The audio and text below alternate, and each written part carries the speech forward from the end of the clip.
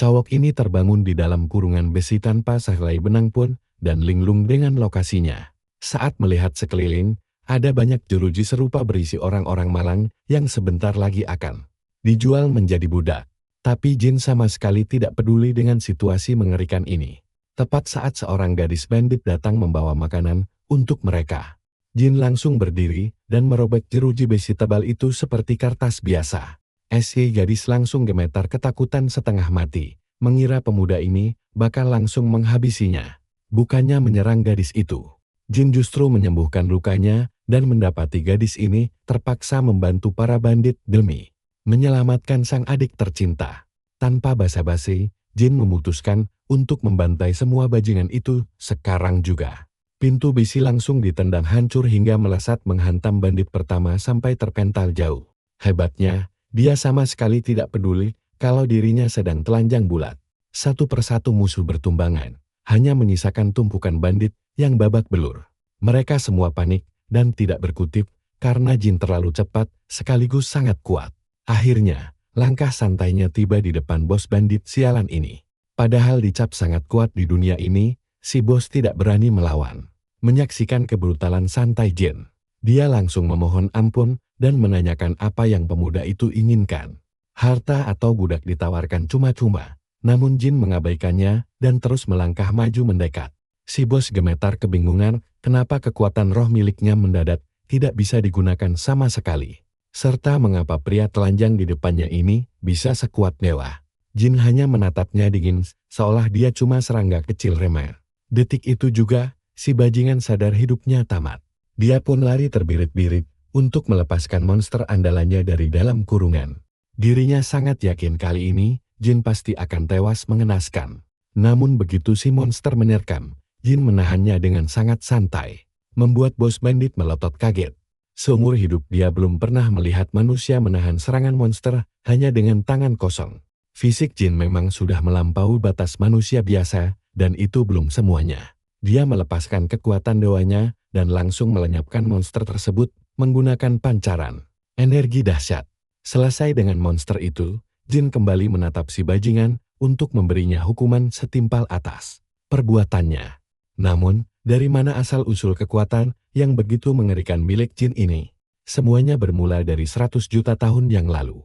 Bencana mahadahsyat melanda bumi, menyapu bersih hampir seluruh populasi manusia di berbagai belahan dunia. Kekacauan ini dipicu oleh virus misterius yang mulai merusak dan memutasi para hewan, mengubah mereka menjadi monster mengerikan yang kemudian dijuluki sebagai para Corruptors. Hanya dalam hitungan tahun, wabah menyebar cepat hingga memusnahkan 99% populasi manusia.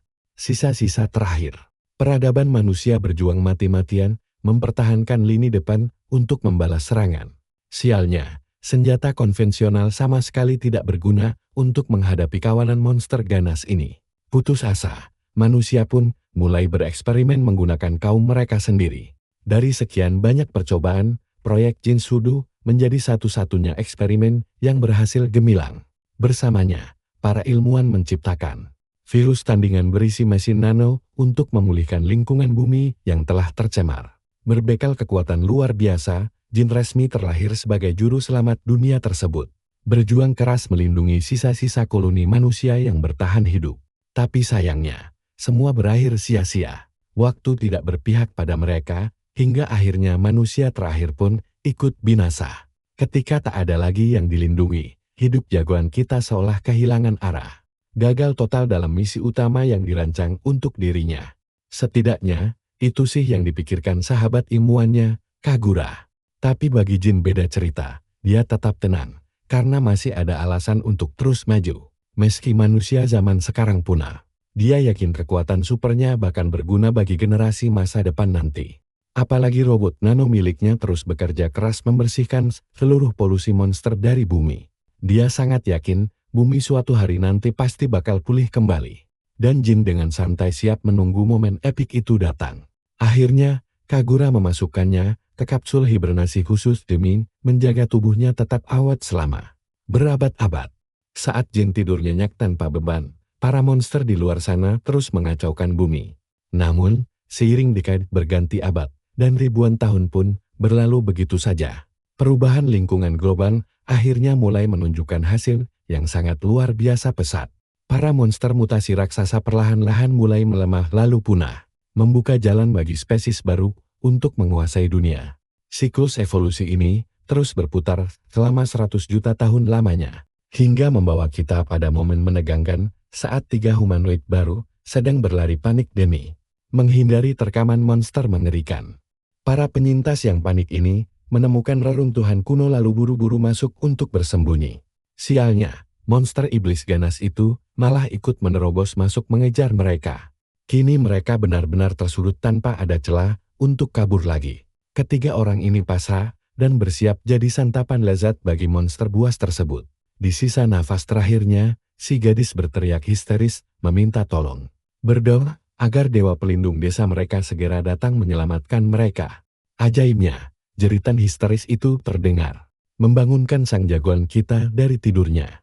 Sosok yang sudah tertidur pulas di dalam kapsul tepat di belakang mereka selama 100 juta tahun. Tanpa repot-repot bangkit, manusia purba ini langsung menembakkan laser penghancur yang instan, melubangi si monster. Ketiga orang malang itu cuma melongo bingung, tidak tahu apa yang baru terjadi. Situasi makin kocak dan membingungkan ketika seorang pria tanpa busana tiba-tiba keluar dari kapsul. Hal pertama yang dilakukan pria perkasa ini dengan santainya adalah mencari baju lamanya yang tersimpan rapi di dalam kotak anti peluru super kuat buatan temannya, si Kagura. Nah, kalian tidak akan percaya, begitu menyalakan komputer laboratorium, dia sadar sudah melompati waktu 100 juta tahun. Meski waktu yang teramat lama membuat sebagian besar data sistemnya rusak parah. Sebenarnya mukjizat luar biasa mesin-mesin canggih ini masih bisa menyala dengan normal. Tampaknya virus robot nano yang diciptakan Kagura bekerja sangat baik sesuai rencana awal mereka. Menghabisi semua monster perusak hingga fasilitas rahasia ini tetap utuh. Dia juga menemukan kubus komunikasi peninggalan sahabat lamanya. Meski isinya masih belum bisa dia buka sekarang. Jin kemudian berbalik ke arah 3 orang pribumi tadi, lupa kalau tubuhnya masih polos ditiup angin. Sadar ada anak-anak kecil yang melotot melihat ketelanjangannya. Dia pun buru-buru memakai pakaiannya kembali. Mengembalikan penampilan super kerennya yang biasa dia pakai jutaan tahun lalu. Sesaat kemudian, dia pun melangkah keluar dari laboratorium tua itu bersama mereka. Dan langsung disambut oleh pancaran sinar matahari yang sangat terik di ujung cakrawala. Sejujurnya, dia tidak menduga pemandangan akan seindah ini. Hamparan alam hijau yang menakjubkan. Sangat kontras dengan gurun kiamat yang hancur lebur di masa lalunya. Anak-anak itu langsung bergegas berjalan pulang menuju ke pemukiman mereka, sambil terus memaksa dewa pelindung baru mereka untuk ikut. Sementara jagoan kita malah asik sendiri tanpa beban, sibuk menganalisis spesies unik, apa yang sedang dia hadapi sekarang. Lagi pula, kita semua tahu kalau manusia harusnya sudah jadi fosil sekarang. Makhluk setengah hewan yang aneh ini pasti merupakan hasil dari evolusi jutaan tahun yang bercampur dengan campur tangan mesin nano secara terus-menerus. Belum lagi, makhluk-makhluk ini bicara memakai bahasa persis seperti manusia zaman dahulu kala. Menandakan dengan jelas bahwa mereka berasal dari leluhur yang sama. Dia santai memperkenalkan diri sebagai Jin Shidu, meminta dipanggil nama depannya saja. Sebagai gantinya, si gadis bertelinga kambing memperkenalkan diri sebagai Hakama Phil. Pria mirip koala itu bernama Danpo, dan si gadis kucing di sampingnya Sandy. Hakama memutuskan menunda basa-basi itu untuk nanti dan mulai menyeret Jin bersamanya. Sambil menjelaskan kalau desanya berada sangat dekat dari sana. Dia sangat panik ingin membawa dewa pelindung baru ini demi mengusir musuh yang menyerang. Sialnya, begitu mereka tiba, desa tersebut rupanya sudah hancur lebur diserang musuh. Dengan banyak pemukiman yang telah habis dilalap api, Sandy langsung histeris melihat kekacauan. Tempat tinggalnya yang hancur dan berlari panik demi mencari ibunya tercinta. Di tengah kepanikan itu, Jin tetap tenang menganalisis situasi gawat di depannya. Dia langsung menyadari betapa rapuhnya pertahanan desa yang hancur ini. Pagar pembatas hingga rumah warga hanya dibuat dari tumpukan kayu biasa. Hal ini memperjelas bahwa peradaban baru ini tinggal sangat jauh dibanding era manusia modern. Yang dia ingat, melangkah lebih dalam ke desa, Jin melihat seorang wanita tengah bersusah payah melawan monster aneh. Hanya sekali lirik, terlihat jelas wanita itu sudah di ambang batasnya. Tidak butuh waktu lama baginya untuk tahu bahwa monster itu persis seperti koruptor dari jutaan tahun lalu. Menariknya lagi, keberadaan koruptor bukanlah satu-satunya hal aneh yang ada di sini. Hakama kecil tiba-tiba merapal teknik sihir aneh yang membuat tubuhnya bersinar terang. Namun, bantuannya terbukti tidak diperlukan. Jin melesat maju dan dengan santainya menghajar monster mengerikan itu hingga terkapar hanya dengan satu tendangan telak. Dengan gerakan kilat, dia langsung menggendong wanita yang terluka itu dan membawanya keluar dari zona bahaya.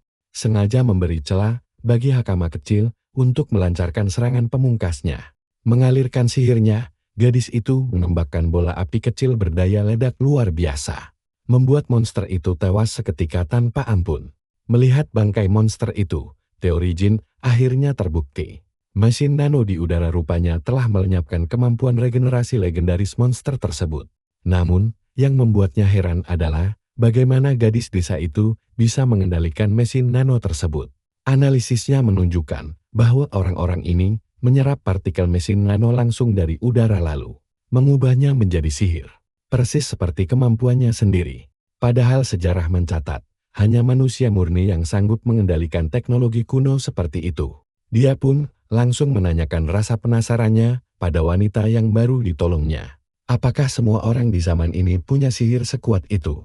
Wanita itu agak bingung dengan arah bicaranya. Namun dia menjelaskan bahwa hanya segelintir orang terpilih yang bisa melakukannya.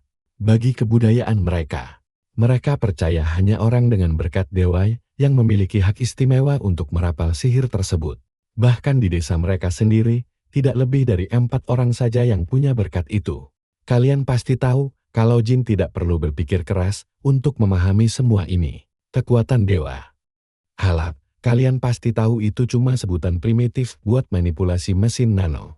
Hakama langsung berlari ke arah wanita tua itu, yang ternyata adalah neneknya sendiri. Dengan panik dia menanyakan warga lainnya, tapi ternyata mereka semua sudah berhasil dievakuasi. Kabar ini jelas bikin mereka bertiga langsung merasa lega seketika. Meski begitu, si nenek masih terlihat sangat cemas. Tentang kenapa anak-anak ini malah balik ke desa yang sangat berbahaya seperti sekarang.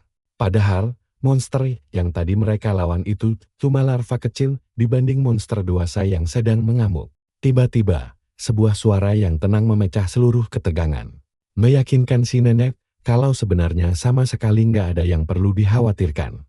Monster raksasa yang tadi dibilang, dengan sangat santai, dia mengklaim bisa membantai monster itu sendirian. Nenek itu syok melihat mereka kembali ke zona perang. Lalu langsung mendesak pria tersebut soal warga desa lainnya. Ksatria berambut biru itu memastikan kalau seluruh warga sipil sudah sampai di tempat perlindungan dengan selamat. Ternyata, pria paruh baya yang menemani si rambut biru ini adalah ayahnya Hakama sendiri. Keduanya reuni dengan emosional. Sang ayah pun langsung menginterogasi kemana saja dia pergi. Gadis itu jujur mengaku kalau dia pergi ke gerbang segel, membuat si nenek kaget setengah mati. Nenek itu jelas marah besar karena Hakama masuk ke wilayah terkutuk. Sebab menurut legenda setempat, wilayah di balik gerbang itu adalah milik mutlak sang dewa pelindung desa. Karena Hakama kecil merasa sangat terancam oleh invasi monster tersebut, dia menjelaskan kalau dia cuma pergi untuk meminta bantuan sang dewa. Dan dengan bangga dia menunjuk sosok dewa dari legenda mereka yang kini berdiri tepat di sampingnya. Tentu saja, si nenek langsung merasa sangat skeptis. Sama sekali menolak menganggap pemuda asing biasa ini sebagai pelindung suci mereka. Bahkan lebih parah, melihat penampilannya, mereka langsung mengira cowok kita ini ras rendahan. Membuat ide memberikan gelar suci padanya terasa sangat konyol bagi mereka. Sandy kecil langsung menengahi, mencoba meyakinkan kakaknya si rambut biru kalau Jin ini benar-benar hebat. Tapi, kakaknya yang penuh prasangka itu langsung membantah klaim adiknya mentah-mentah. Menunjuk langsung ke arah telinga manusia biasa milik Jin. Di masyarakat mereka, siapapun yang tidak punya ciri fisik hewan bakal dianggap sebagai makhluk kelas bawah. Jadi di mata si abang, adik kecilnya ini cuma lagi termakan kesalahpahaman besar yang sangat naif. Tapi gadis kecil itu tetap teguh. Dengan bangga mengungkap kalau Jin baru saja membantai monster pengacau dengan mudah. Sama sekali nggak terkesan, kakaknya langsung meremehkannya. Sombong banget dia mengklaim bisa menghabisi monster itu dengan sangat mudah. Dia lalu menatap pahlawan kita, yang sebenarnya sudah malas meladeni semua drama sampah ini. Prajurit berambut biru itu pun mulai mengancam Jin. Mengusirnya dari desa detik ini, juga karena mereka tidak punya tempat untuk menampung ras berdarah rendah. Si sombong ini langsung melangkah melewati Jin sambil terus berseloteh tongkat. Saking tingginya rasa percaya diri pria ini, dia secara sukarela mengajukan diri untuk membunuh monster raksasa itu sendirian. Tindakan yang jelas-jelas bunuh diri. Omong-omong, si rambut biru yang super sombong ini namanya Sars. Melihat keputusan nekat Sars yang asal-asalan itu, si nenek langsung kelihatan panik dan luar biasa cemas. Nenek itu kemudian mengalihkan kembali pandangannya ke arah Jin. Meskipun dia sebenarnya masih tidak peduli sama sekali tentang siapa lelaki itu. Dia tahu bakal sangat tidak sopan jika tidak berterima kasih karena telah menyelamatkan nyawanya. Setelah mengucapkan terima kasih, dia meminta satu bantuan terakhir kepadanya. Membantu mengawal anak-anak kembali ke tempat perlindungan yang aman selagi dia pergi, memastikan agar Sars tidak mati konyol akibat kesombongannya sendiri. Sesuai dugaan, Jin langsung menolak mentah-mentah permintaan itu.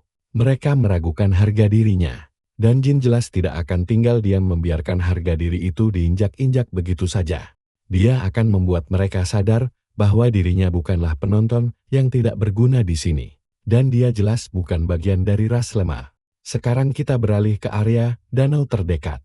Tempat di mana monster raksasa yang menjijikkan itu berada. Sars akhirnya tiba di lokasi. Dan dia bahkan tidak gemetar sedikit pun sebelum langsung memasang kuda-kuda bertarung. Menggenggam tombaknya yang dialiri petir besar layaknya kekuatan Dewa Zeus. Dia langsung berlari secepat kilat menerjang monster mengerikan itu.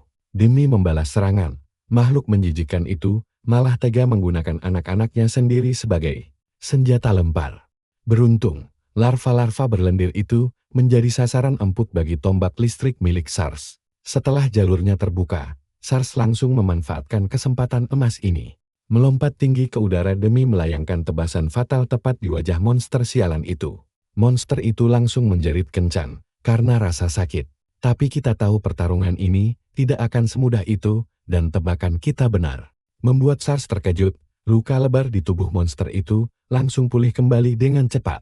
Kejadian mendadak itu langsung membuat prajurit ini membeku. Membuat pertahanannya terbuka lebar untuk menerima serangan fatal yang mustahil dia hindari. Namun sesuai dugaan, Jin datang tepat waktu.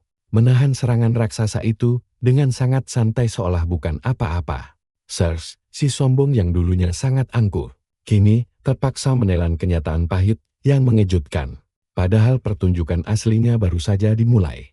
Monster itu melompat mundur untuk menyerang lagi dengan kekuatan 2 kali lipat. Tapi Jin bahkan tidak memberikan kesempatan bagi makhluk itu untuk menyerang balik.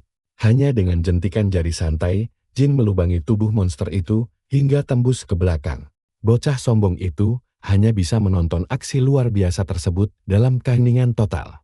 Tidak lama kemudian, anggota kelompok yang lain berlari menyusul ke tepi danau. Napas mereka bahkan masih terengah-engah. Setelah berlari kencang, sebelum akhirnya mulut mereka kembali menganga lebar karena sangat terkejut. Melihat bagaimana Jin menahan monster kolosal tersebut hanya menggunakan satu tangan.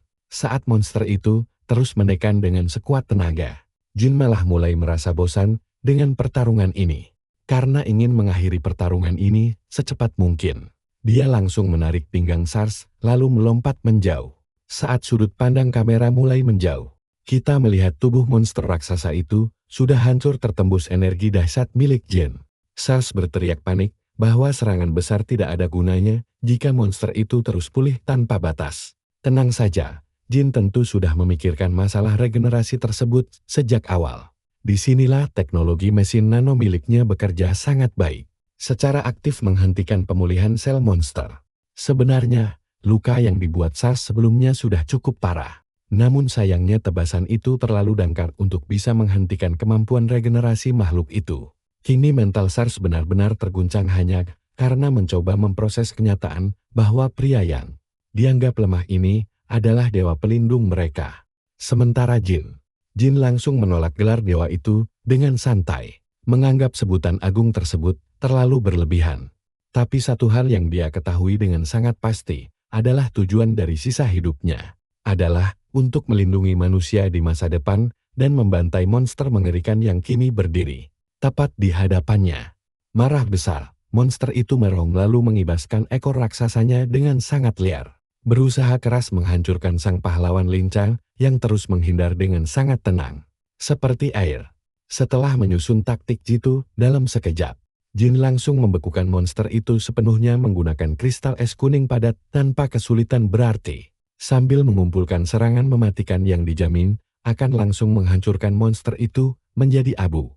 Dia akhirnya memperkenalkan dirinya secara resmi. Menyebut dirinya sebagai monster yang lahir langsung dari kebodohan tragis umat manusia sendiri. Sebuah peninggalan kuno yang berhasil bertahan setelah tertidur selama 100 juta tahun. Senjata khusus yang diciptakan untuk membersihkan bumi dari segala ancaman mengerikan ini. SARS sendiri sebenarnya tidak dalam posisi untuk memahami apa yang sedang digumamkan pemuda ini. Namun satu-satunya hal yang dia pedulikan sekarang hanyalah apakah Jin bisa membuktikan kesaktian omong besarnya itu. Tentu saja, Jin sangat bisa. Karena bagaimanapun, dia adalah hasil puncak dari berbagai eksperimen kejam dan tragis. Senjata terkuat yang lahir langsung dari sejarah kelam manusia yang berlumuran darah. Dialah manusia sejati pertama, terakhir, dan satu-satunya yang tersisa di dunia baru ini. Setelah sesi perkenalannya selesai dilakukan, Jin melepaskan tembakan energi yang sangat menyilaukan hingga langsung menghanguskan monster itu seketika. Serangan laser dahsyat itu melesat menembus atmosfer bumi hingga menembus ruang hampa udara di luar angkasa. Memastikan monster sialan itu tidak akan pernah bisa beregenerasi lagi. Melihat monster itu lenyap tanpa sisa, SARS langsung terdiam 1000 bahasa karena sangat terkejut. Kesombongan tingginya barusan langsung hancur lebur dan ditampar keras oleh kenyataan luar biasa ini. Sementara itu, tanpa disadari mereka, ternyata ada seseorang yang sedang mengawasi pemuda kita dengan sangat saksama dari balik. Semak-semak. Wanita misterius ini awalnya hanya dikirim untuk memata-matai jenis monster baru yang dilaporkan ada di danau. Dia jelas tidak menyangka akan seberuntung ini, karena bisa melihat aksi langsung dari sesosok monster yang jauh berbeda. Menurut penilaian pribadinya yang terkejut, bahkan para petinggi elit ksatria suci di ibu kota kerajaan pun tidak akan berani melawan monster kolosal itu sendirian. Namun, pemuda asing ini justru mengalahkannya dengan sangat mudah seolah itu hanya mainan anak-anak. Sang mata-mata sangat bersemangat hingga tidak sabar untuk melaporkan semua kejadian luar biasa ini. Kembali ke serikatnya. Sore harinya, Jin akhirnya mendengarkan pesan hologram berusia jutaan tahun yang ditinggalkan oleh sahabat lamanya, Kagura. Teman digitalnya itu memulai pesan dengan menyadari sebuah fakta, bahwa jutaan tahun pasti telah berlalu saat Jin akhirnya melihat rekaman pesan ini. Akibat lompatan waktu yang sangat jauh ini, Kagura sangat penasaran bagaimana rupa bumi di masa depan dan apakah lingkungan planet ini sudah benar-benar pulih. Tapi tanpa basa-basi, dia langsung menyampaikan kabar buruk.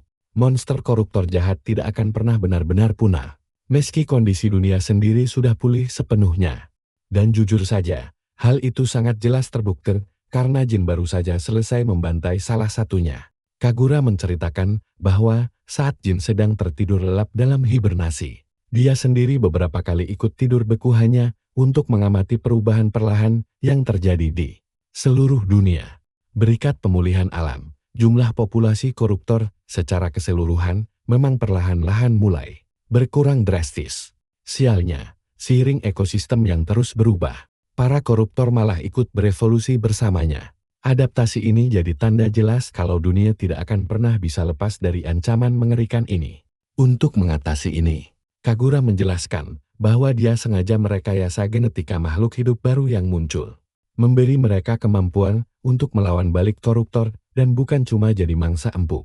Ditambah lagi, Kagura rupanya meninggalkan peningkatan kekuatan luar biasa khusus untuk jagoan kita. Ya, jarum suntik berisi cairan hijau menyala itu adalah apa yang harus Jin suntikan langsung ke tubuhnya. Begitu cairan itu masuk, tubuh Jin langsung berderak dan memancarkan energi kuno yang dahsyat. Serum tersebut memberinya kompatibilitas 100% penuh dengan teknologi mesin nano. Setelah menyatu sempurna, Jin mendapatkan kemampuan gila untuk menciptakan objek nyata lewat perubahan wujud mesin nano. Kerennya lagi, peningkatan kekuatan luar biasa ini barulah permulaan saja. Sahabat lamanya mengungkap bahwa dia menyembunyikan kekuatan serupa yang tersebar di seluruh penjuru dunia. Dia sengaja tidak menyimpan semuanya di satu tempat saja. Jaga-jaga jika para koruptor sampai berhasil menghancurkan fasilitas penelitian dan melenyapkan seluruh isinya sekaligus. Ditambah lagi, perburuan ini memastikan Jin harus menjelajahi bumi untuk melihat langsung keindahan luar biasa dari dunia baru ini. Kagura mengaku tidak tahu seberapa besar ancaman koruptor di era masa depan yang sangat jauh ini. Tapi dia sangat yakin kalau masa depan akan jauh lebih cerah dibanding kiamat suram yang mereka tinggalkan dulu. Seiring pesan berjalan, proyeksi hologram memperlihatkan betapa tuanya ilmuwan malang itu termakan waktu. Momen mengharukan saat Kagura merasa sangat sedih karena tidak akan pernah bisa melihat keindahan ini. Dunia yang pulih kembali. Setelah resmi menyerahkan tongkat estafet dan tanggung jawab masa depan kepada Jin, pesan itu pun berakhir. Tepat saat itu, Hakama dan teman-temannya yang lain datang mencari sosok yang mereka sebut Dewa Pelindung. Dia bersama dan Posi manusia koala berniat menyeret Jin pulang karena seluruh warga desa sudah tidak sabar menunggunya. Saat berjalan kembali, mata tajam Jin melihat kunci akses fasilitas penelitian yang sangat dia kenal menggantung di leher Hakama. Penasaran, Jin bertanya tentang kalung itu dan bagaimana bisa dia memilikinya. Hakama menjelaskan bahwa dahulu kala, seseorang yang luar biasa meminta leluhurnya mewariskan kalung itu turun-temurun sebagai jimat pelindung. Legenda menyebutkan, jika bahaya besar mengancam desa, kunci ini akan memanggil Dewa Pelindung untuk menyelamatkan mereka. Mendengar hal itu, Jin merasa tersentuh. Dia tidak menyangka temannya akan berbuat sejauh itu demi mempersiapkan segalanya untuk dirinya. Membuat Jin merasa sangat berutang budi pada Kagura. Di pusat desa, sebuah pesta besar rupanya sedang berlangsung sangat meriah. Saat semua orang sibuk makan dan minum, anak-anak akhirnya membawa Dewa Pelindung mereka ke tengah keramaian. Namun, suasana pesta sedikit berubah saat warga dewasa mulai berbisik-bisik sinis melihat makhluk yang mereka anggap lemah. Bagi pikiran sempit mereka, sangat tidak masuk akal jika makhluk biasa bisa menyandang gelar legendaris sebagai Dewa Pelindung. Tepat ketika mereka meremehkan kekuatan dahsyat jagoan kita yang sebenarnya, Sars tiba-tiba berdiri dan langsung memaki orang-orang itu karena berani menuding sosok penyelamat mereka. Dia bahkan sampai melayangkan beberapa pukulan yang memang sangat pantas mereka terima. Lagi pula, orang-orang munafik ini adalah para pengecut yang langsung lari terbirit-birit saat bahaya mulai datang mendekat. Menonton keributan konyol ini dengan santai, Hakama dan Danpo benar-benar bisa mencium bau kemunafikan yang pekat dari Sars. Padahal dia adalah orang pertama yang meremehkan dan meragukan kekuatan luar biasa Jin beberapa jam yang lalu. Nenek kepala desa melangkah maju untuk berbicara langsung kepada Jin. Merasa sangat berutang budi, dia mencoba menyampaikan rasa terima kasih yang mendalam atas nama seluruh warga desa. Kenyataannya, tanpa campur tangan Jin yang begitu mudah, tidak ada dari mereka yang akan selamat sekarang. Desa mereka pasti sudah hangus menjadi abu. Seperti biasa, pria super santai ini mengabaikan pujian itu, menganggapnya hanya sebuah tugas biasa. Namun, dia tahu warga tidak akan membiarkannya pergi begitu saja tanpa memberikan imbalan sebagai tanda terima kasih. Daripada meminta harta kekayaan yang melimpah, dia justru meminta hal yang jauh lebih berharga, informasi. Jin ingin tahu penjelasan lengkap mengenai kondisi dunia saat ini. Sayangnya, warga desa yang terpencil ini tidak begitu paham untuk menjawab pertanyaan tentang situasi dunia luar. Untuk mendapatkan jawaban yang dia cari, mereka sangat menyarankan Jin pergi ke ibu kota, tempat Raja Kormus tinggal. Karena semua kalangan dari berbagai penjuru berkumpul di ibu kota. Tempat itu menjadi pusat informasi penting dan berita dunia luar. Mereka menceritakan bahwa pedagang dari desa Kodama sering pergi ke sana menjual barang khas dari benang ulat sutra kayu. Meskipun jalan menuju ibu kota terkenal sangat panjang dan berbahaya, sang nenek yakin Jin akan baik-baik saja karena dia jelas memiliki kekuatan yang luar biasa. Dia bahkan meminta Hakama untuk menjadi pemandu perjalanan Jin, menyarankan Jin membawanya Karena gadis itu memang berencana pergi ke ibu kota kerajaan juga. Karena Hakama adalah satu dari sedikit orang dengan kekuatan dewa. Dia ingin mendaftar ke akademi bergengsi khusus pengguna sihir. Jin cukup terkejut mengetahui bahwa institusi pendidikan formal masih tetap bertahan di zaman ini.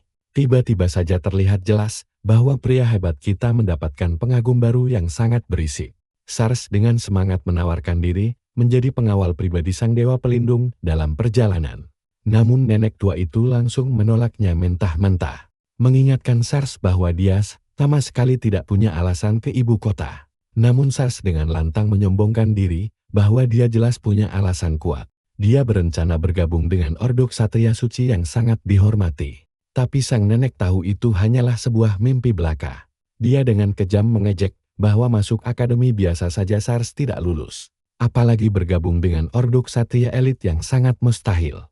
Hal ini membuat Jin terkejut. Mengingat Sars adalah pengguna kekuatan dewa. Jin mengira dia akan lolos ujian masuk dengan sangat mudah. Hakama kemudian menjelaskan kenyataan yang sebenarnya. Ada ujian tertulis wajib yang dirancang khusus untuk menyaring orang bodoh. Dan sayangnya Sars menjadi korban dari kebodohannya sendiri. Di luar gurauan itu, Jin merasa semakin penasaran dengan kelompok petarung elit yang dikenal sebagai para ksatria suci. Seketika itu juga, pemandangan berpindah dari desa ke sosok ksatria berbaju besi sangat kokoh. Dia benar-benar syok saat mendengar kabar monster raksasa itu. Penyusup yang meneror desa Kodama ternyata sudah hancur lebur. Sosok yang membawa berita mengejutkan ini adalah mata-mata yang sama. Gadis yang sempat mengawasi seluruh pertempuran danau dari balik semak. Sang ksatria menuntut konfirmasi sekali lagi dan tanpa ragu sedikit pun. Gadis itu langsung membenarkan ceritanya dengan sangat yakin. Ksatria suci itu benar-benar tidak percaya. Hingga detik ini, dia tidak pernah membayangkan ada orang di luar ordo elit mereka yang memiliki kekuatan murni untuk membantai monster sekuat itu sendirian. Tepat di tengah obrolan mereka, seekor monster perusak tiba-tiba mencoba menyergap sang mata-mata langsung dari arah belakang. Sang ksatria langsung bergerak secepat kilat, mencabut pedangnya, dan langsung membelah monster itu menjadi dua bagian. Bukannya kembali ke kerajaan yang aman, ksatria ini justru mengambil keputusan berani. Dia benar-benar dibuat penasaran sekarang. Sangat ingin mencari dan menemui langsung pria misterius yang membantai monster raksasa itu tanpa berkeringat. Sementara itu, Jin bangun di pagi hari yang indah sambil menikmati udara segar. Masih terasa sulit dipercaya kalau dia bisa menikmati pemandangan seindah ini lagi. Ada sedikit penyesalan karena sahabatnya, Kagura, tidak bisa melihat keindahan ini bersamanya. Seorang anak kecil membawakan pakaiannya, mendesak sang dewa pelindung untuk segera memakainya. Sekarang, mari kita lihat sang karakter utama yang sudah berada di tepi desa. Nenek Hakama mengingatkan cucunya untuk menjalankan tugas pemandu dengan benar. Sementara Sars terlihat sangat kesal karena bukan dirinya yang terpilih menjadi pemandu perjalanan. Untuk Jin, menariknya, Jin justru tertarik pada Sars dan memuji gerakan pemuda tersebut. Menjanjikan kalau dia akan menunggu kedatangan Sars di ibu kota kerajaan nanti. Ucapan santai Jin membuat Sars langsung berteriak layaknya seorang penggemar. Dia mendoakan yang terbaik bagi sang dewa pelindung sambil memohon agar menjaga Hakama. Hakama sendiri diingatkan untuk selalu berhati-hati dan setelah itu, perjalanan mereka berdua pun resmi dimulai. Gadis itu dan sang pria jangkung berjalan bersama, melewati berbagai pemandangan alam yang luar biasa indah. Hakama memandu jalan hingga mereka mendirikan tenda. Lalu Jin bertanya seberapa jauh jarak ibu kota. Ternyata hanya butuh 4 hari berjalan kaki, jauh lebih dekat dari perkiraannya. Namun, Hakama sangat penasaran tentang asal-usul Jin dan alasannya menjelajahi dunia ini. Sambil tersenyum santai, Jin hanya menjawab kalau itu rahasia. Di dalam hati, Gojo kita ini tahu kalau para monster perusak masih berkeliaran dari penjelasan Kagura. Bahkan, dia sempat berpapasan langsung dengan beberapa di wilayah ini. Padahal monster itu biasanya berkembang biak di tempat yang hancur dan tercemar. Sangat berbanding terbalik dengan desa ini. Artinya, ada seseorang atau sesuatu yang merencanakan hal mencurigakan di balik layar dan harus segera diselidiki. Hakama merasa ngeri melihat ekspresi Jin yang mendadak sangat serius. Membuat sang dewa pelindung langsung meminta maaf karena melamun. Jin menyadari satu hal, Zaman ini belum sepenuhnya dikuasai oleh para monster perusak. Tanda-tanda kehidupan manusia masih terlihat sangat jelas. Tujuan utamanya sekarang adalah mempelajari manusia di era ini, baru kemudian melenyapkan para perusak. Meneliti monster bukanlah hal sulit baginya, dia bisa melakukannya dengan sangat santai kapan saja. Selain itu, cowok ini menginginkan perubahan instan dan meminta Hakama untuk berhenti memanggilnya Dewa Pelindung. Namun, karena gadis itu masih bersikap terlalu hormat, Jin akhirnya mendesak agar dia memanggil namanya saja. Tiba-tiba, suara derap kaki kuda yang mendekat memecah keheningan malam mereka. Seorang ksatria suci telah tiba bersama pasukannya, berniat menemui langsung dua petualang kita. Cowok ini kelihatan kayak pangeran tampan biasa. Tapi Jin tidak peduli dan langsung menanyakan identitasnya. Berasal dari KSHTRE Suci, Kapten Divisi 7 ini memperkenalkan diri sebagai Agus Alton. Konsep ksatria suci ini masih sangat asing bagi Jin. Dia penasaran apa mereka ini makhluk menarik yang diceritakan orang desa. Di tim Argus, ada satu ksatria manja yang langsung mengamuk dan membentak Jin karena dianggap tidak sopan tidak mau berdiri. Gadis itu bahkan menuduh mereka berdua sebagai pelaku kejahatan. Sebelum akhirnya Argus menyuruhnya untuk diam. Karina masih saja mengocer. Sementara sang kapten ksatria suci berbicara pada Jin dengan lebih sopan.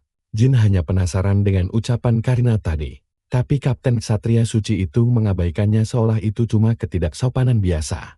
Argus lalu mengalihkan pembicaraan dan menanyakan siapa sebenarnya pria di depannya ini. Dari mana dia berasal dan mau pergi kemana. Hakama menjawab kalau mereka dari desa Kodama dan sedang menuju ke ibu kota kerajaan. Karina langsung menjadikannya bukti lagi. Dengan sombongnya dia menuduh mereka berdua sebagai makhluk kelas bawah yang tidak berguna.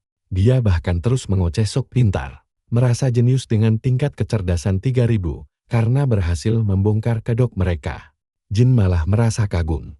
Dia takjub dengan teknologi dunia ini yang ternyata sudah memiliki catatan kelahiran resmi.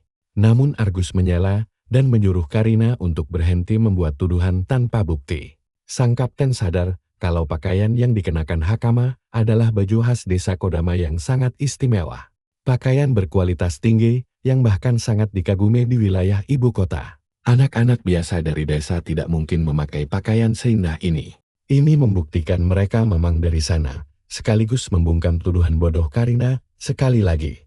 Meski yakin dengan si gadis, Argus tiba-tiba mencabut pedangnya dan mengarahkannya tepat ke wajah Jin. Menyebut pria ini sangat mencurigakan. Dia tidak pernah melihat pakaian aneh seperti itu. Menimbulkan pertanyaan besar tentang asal-usulnya. Sang ksatria suci menjelaskan kalau banyak bandit berbahaya berkeliaran di jalan antara desa dan ibu kota. Ada kemungkinan kalau Jin adalah salah satu bandit penculik anak yang sedang menyamar. Dan Hakama hanyalah kaki tangannya yang berpura-pura terlihat polos. Gadis kecil itu mencoba membantah tuduhan tersebut, tapi tidak ada satupun yang percaya. Tanpa berpikir panjang, Hakama langsung menyerang, namun dia malah terpojok oleh beberapa pedang sihir dari segala arah. Kapten Ksatria Suci bahkan memuji kekuatan suci luar biasa yang dimiliki gadis itu. Sedangkan Jin hanya melihatnya dengan santai, menganggap sihir ksatria itu lumayan menarik. Jin bisa langsung melihat kalau kemampuan Argus memang bukan tandingan orang biasa. Merasa berada di atas angin, sang ksatria suci dengan tegas menuntut penjelasan dari mana asal pria misterius ini. Jawaban itu yang akan menentukan apakah Jin akan dibiarkan hidup atau langsung dihabisi. Mendengar ancaman konyol itu, Jin langsung menatapnya dengan tatapan dingin penuh aura membunuh. Atmosfer mendadak menjadi sangat mencekam. Jin memilih tidak memperpanjang masalah dan dengan santai menjawab kalau dia memang dari desa Kodama. Karina langsung berteriak menuduhnya berbohong. Namun Argus justru memilih untuk mempercayai Jin dan segera menurunkan senjatanya. Perubahan sikap yang sangat mendadak, padahal beberapa detik lalu dia siap untuk mencabut nyawa. Sang Ksatria Suci tahu kalau pria di hadapannya ini tidak sedang berbohong. Sementara Hakama langsung menyatakan kalau Jin adalah dewa pelindung desa mereka. Konsep dewa pelindung memang menarik perhatian sang Ksatria Suci. Tapi dia tidak menganggapnya serius, lalu berbalik pergi. Dia kembali naik ke kudanya sambil meminta maaf atas ketidaksopanannya. Sebenarnya, Argus melakukan semua hal itu hanya karena tuntutan pekerjaannya saja. Sang kapten tahu betul bahwa mereka akan saling bertemu di ibu kota kerajaan nanti. Bahkan, dia menawarkan bantuan jika suatu hari nanti mereka terjerat masalah besar. Setelah mengatakan itu, dia langsung bergegas pergi dari sana. Hal ini membuat Karina malu, padahal dia sangat mendambakan keributan terjadi. Bahkan Jin sampai heran melihat obsesi gila perempuan ini yang haus drama. Di adegan berikutnya, kita melihat rombongan ini sedang menuju ke tujuan baru. Karina terus memaksakan dirinya tanpa alasan jelas. Dia mengoceh bahwa Jin mencurigakan dan makhluk rendahan itu harusnya tidak dilepaskan begitu saja. Namun kata makhluk rendahan itu langsung tercekat di tenggorokannya. Argus menyindirnya karena gadis itu tidak sadar siapa sebenarnya yang pantas disebut makhluk rendahan. Membenarkan hal itu, dia pun setuju, membuat Karina benar-benar syok mendengarnya. Bahkan, dia menekankan bahwa perbedaan kekuatan mereka bagaikan langit dan bumi dengan pria santai itu. Argus sebenarnya ingin menyerang 3 kali dalam sekejap.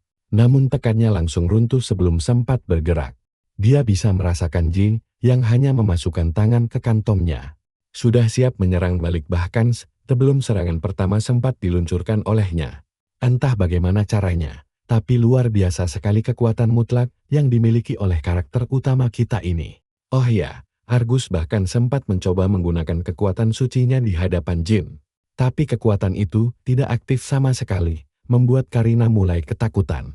Jurus yang dulu dengan mudah menyudutkan Hakama, kini sama sekali tidak berguna di depan Jin. Ria pun mencoba hal yang sama, namun usahanya berakhir sia-sia saja. Ini membuktikan perbedaan level kekuatan yang sangat jauh, jika dibandingkan dengan monster seperti Jin. Kemampuan mengerikan seperti itu, menurut Argus, hanya bisa dilakukan oleh komandan tertinggi ksatria kerajaan saja. Ria dan Karina mendengus. Gadis bodoh itu tidak tahu seberapa jauh perbedaan kelas mereka saat itu. Sang kapten menegaskan bahwa mereka baru saja berpapasan dengan monster anomali yang luar biasa. Kesalahan Karina masih bisa dimaklumi mengingat dia adalah anggota baru di unit mereka. Mengenai pembunuh penyusup di desa Kodama, Argus curiga pelakunya adalah orang yang sama. Karina menganggap situasi ini sudah sangat berbahaya. Tapi kaptennya bijaksana dan tahu menyerang seseorang tanpa informasi itu adalah tindakan bunuh diri. Dia juga melihat Jin bersikap sangat santai dan tidak agresif. Saat ini tugas mereka telah selesai, jadi mereka harus segera kembali ke ibu kota. Hal terakhir yang mereka bicarakan adalah memberitahu pihak Gilda mengenai situasi para bandit di sana. Di dalam benaknya, Argus masih terus memikirkan sosok misterius dewa pelindung desa Kodama. Andai saja pria sekuat itu bisa menjadi sekutu mereka, maka berbagai macam masalah besar di negara ini pasti bisa teratasi dengan mudah. Di adegan berikutnya, Jin kembali melakukan perjalanan bersama Hakama sambil menceritakan pertemuan menarik kemarin lusa. Jin pun penasaran apakah semua ksatria suci memiliki kekuatan sehebat pria kemarin itu. Namun Hakama menjelaskan bahwa Argus itu pengecualian. Hanya orang-orang terbaik di Ordo Ksatria yang bisa meraih gelar ksatria suci dan memimpin. Dan Argus berada di puncak tertinggi mereka. Dia memperagakan betapa cepatnya aktivasi seni spiritual kemarin. Istilah asing yang tidak dipahami Jin. Rupanya di era saat ini, meminjam kekuatan roh di sini disebut sebagai kekuatan ilahi. Dan teknik melatih kekuatan itu disebut sebagai metode atau seni roh. Kasarnya, teknologi mesin nano milik Jin dan Kagura malah dianggap sebagai kekuatan roh yang melampaui nalar mereka. Dia tahu teknologi masa depannya pasti terlihat seperti sihir fantasi gila di zaman ini. Tapi dia mendadak teringat kemarahan Karina yang sangat membenci makhluk kelas bawah. Jin pun mulai merasa sangat penasaran. Dia mempelajari bahwa era sekarang dihuni oleh berbagai ras manusia yang berbeda. Ada yang mirip serangga dan ikan, bahkan menurut cerita nenek gadis itu. Ras tertentu bahkan hanya bisa bertahan hidup di dalam air atau wilayah khusus. Semua berubah seiring waktu karena makhluk-makhluk itu berevolusi demi beradaptasi dengan alam sekitar. Fakta ini sangat menarik bagi Jin. Dia langsung berpikir bahwa sisa-sisa umat manusia terdahulu pastilah yang memicu siklus evolusi. Baru ini 100 juta tahun kemudian. Tapi dia malas memikirkan asumsi sebesar itu. Sebaliknya, Jin menduga orang-orang yang gagal beradaptasi dengan alam sekitar pada akhirnya cuma menjadi hewan ternak yang mereka sebut ras inferior. Karena tidak bisa beradaptasi, mereka dianggap lemah dan kasta paling bawah. Masyarakat memperlakukan mereka layaknya sampah tidak berguna, bahkan menjual mereka sebagai budak. Konsep perbudakan di zaman ini agak mengusik Jin, namun Hakama tetap teguh pada prinsipnya sendiri. Dengan ceria dia menegaskan bahwa tidak ada perbedaan antara mereka dengan ras inferior. Dia tidak mengerti mengapa orang-orang saling merendahkan hanya karena mereka terlahir berbeda satu sama lain. Padahal setiap orang punya keunikan mereka sendiri. Mendengar ketulusan itu, Jin cukup terkesan dengan kedewasaan karakter gadis kecil ini. Saat sedang asyik mengobrol, tiba-tiba seseorang muncul di depan mereka dengan kondisi babak belur. Anak itu pingsan di jalan, sambil memohon bantuan, membuat Hakama langsung panik menghampirinya. Jin mengamati anak itu dengan sangat tenang, menyadari bahwa dia tidak memiliki ciri fisik hewan di telinganya, menandakan dia manusia murni. Seluruh tubuh anak itu dipenuhi luka memar yang mengerikan. Luka-luka ini jelas bukan karena kecelakaan biasa. Hakama mencoba sekuat tenaga membopong anak perempuan itu. Sementara Jin bersiap mengaktifkan kekuatannya untuk segera memulihkannya. Namun alih-alih berterima kasih, bocah itu langsung membuang aktingnya dan menempelkan sebilah pisau tajam ke leher Hakama. Dia mengancam akan membunuhnya jika Jin berani bergeser 1 cm pun. Tentu saja situasi ini berakhir sangat berbeda dari dugaan Jin semula. Dia tahu pasti bahwa ini adalah jebakan yang sudah direncanakan sejak awal. Dengan sangat tenang, Jin langsung memindai area sekitar untuk melacak musuh terdekat. Tiba-tiba seorang pria muncul dari udara hampa, memuji keberhasilan Po yang mengikuti perintahnya dengan baik. Kemampuan ini dikenal sebagai kamuflase senyap. Teknik ini bekerja dengan memanfaatkan mesin nano untuk menyerap visual lingkungan sekitar, lalu menciptakan jubah tak kasat mata yang sempurna. Kelemahannya hanya satu, efek tembus pandang akan hilang jika mereka bergerak, tapi taktik mereka lumayan rapi.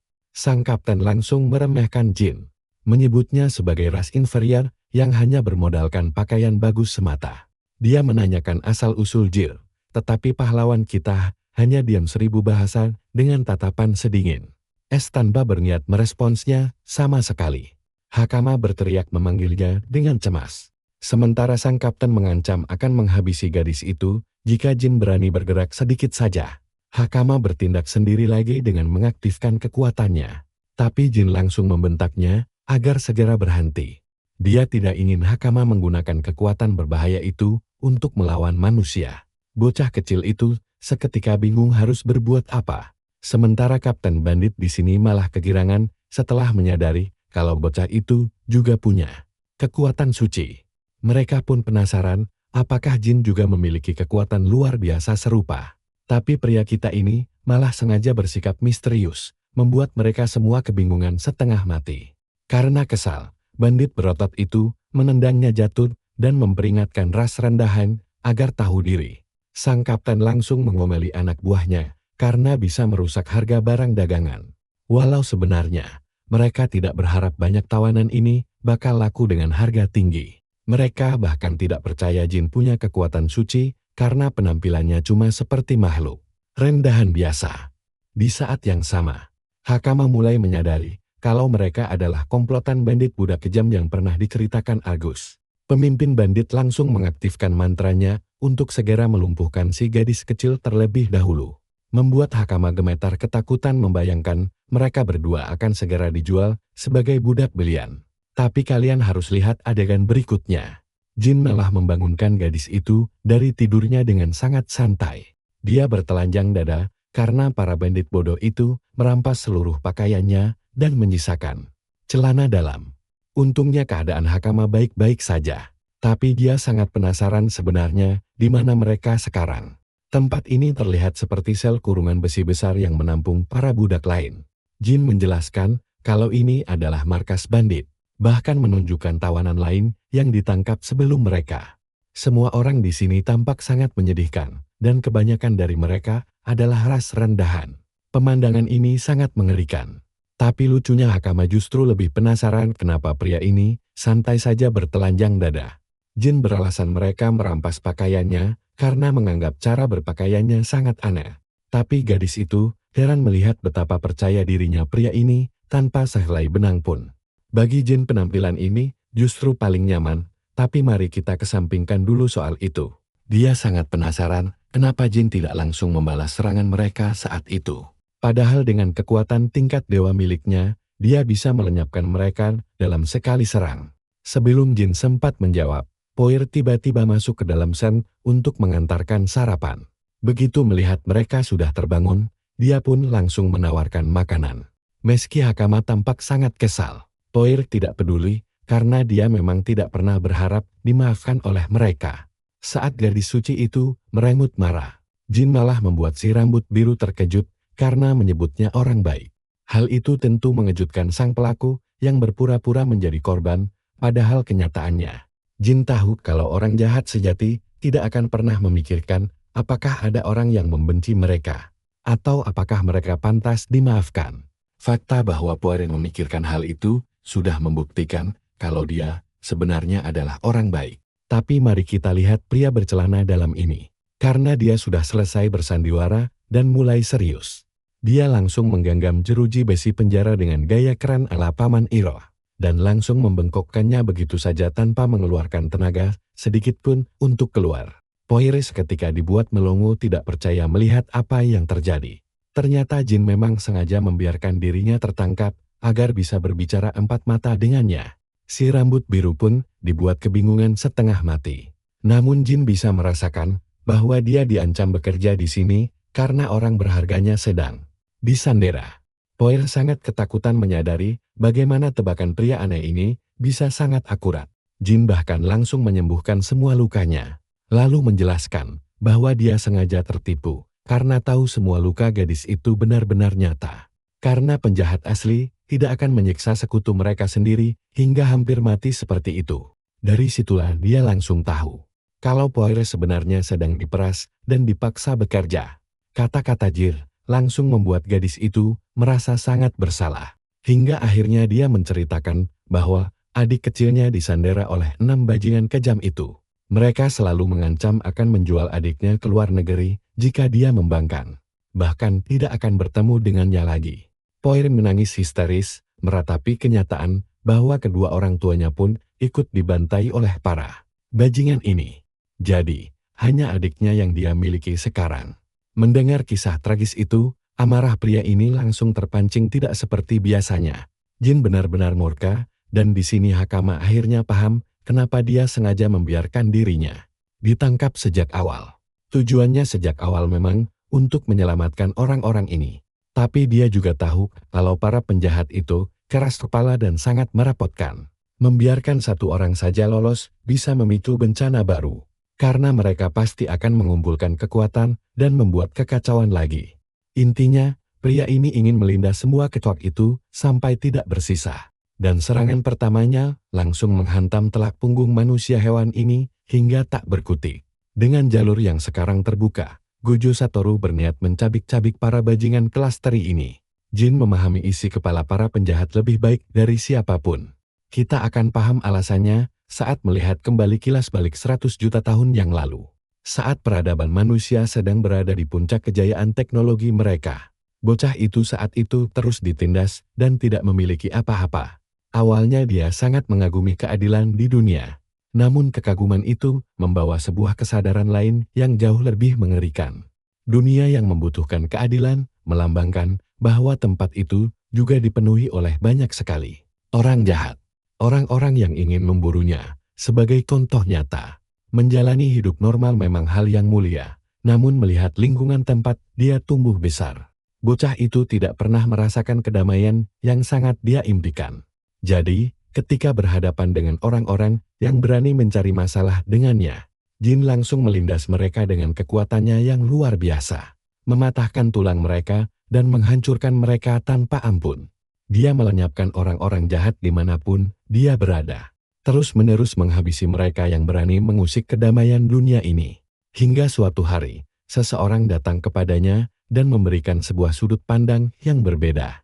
Ken merasa Jin terlahir di dunia yang salah, dan itu membawa kita kembali ke masa kini. Pria kita ini berjalan dengan sangat tenang untuk menghadapi para pecundang di depannya. Setelah sebelumnya meninggalkan tumpukan mayat yang hancur lebur.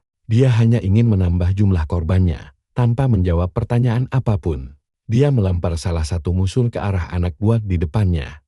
Tepat di saat salah satu dari mereka menangkap tubuh temannya. Pria kita langsung melesat dengan tendangan secepat kilat dan langsung menghabisi yang lainnya.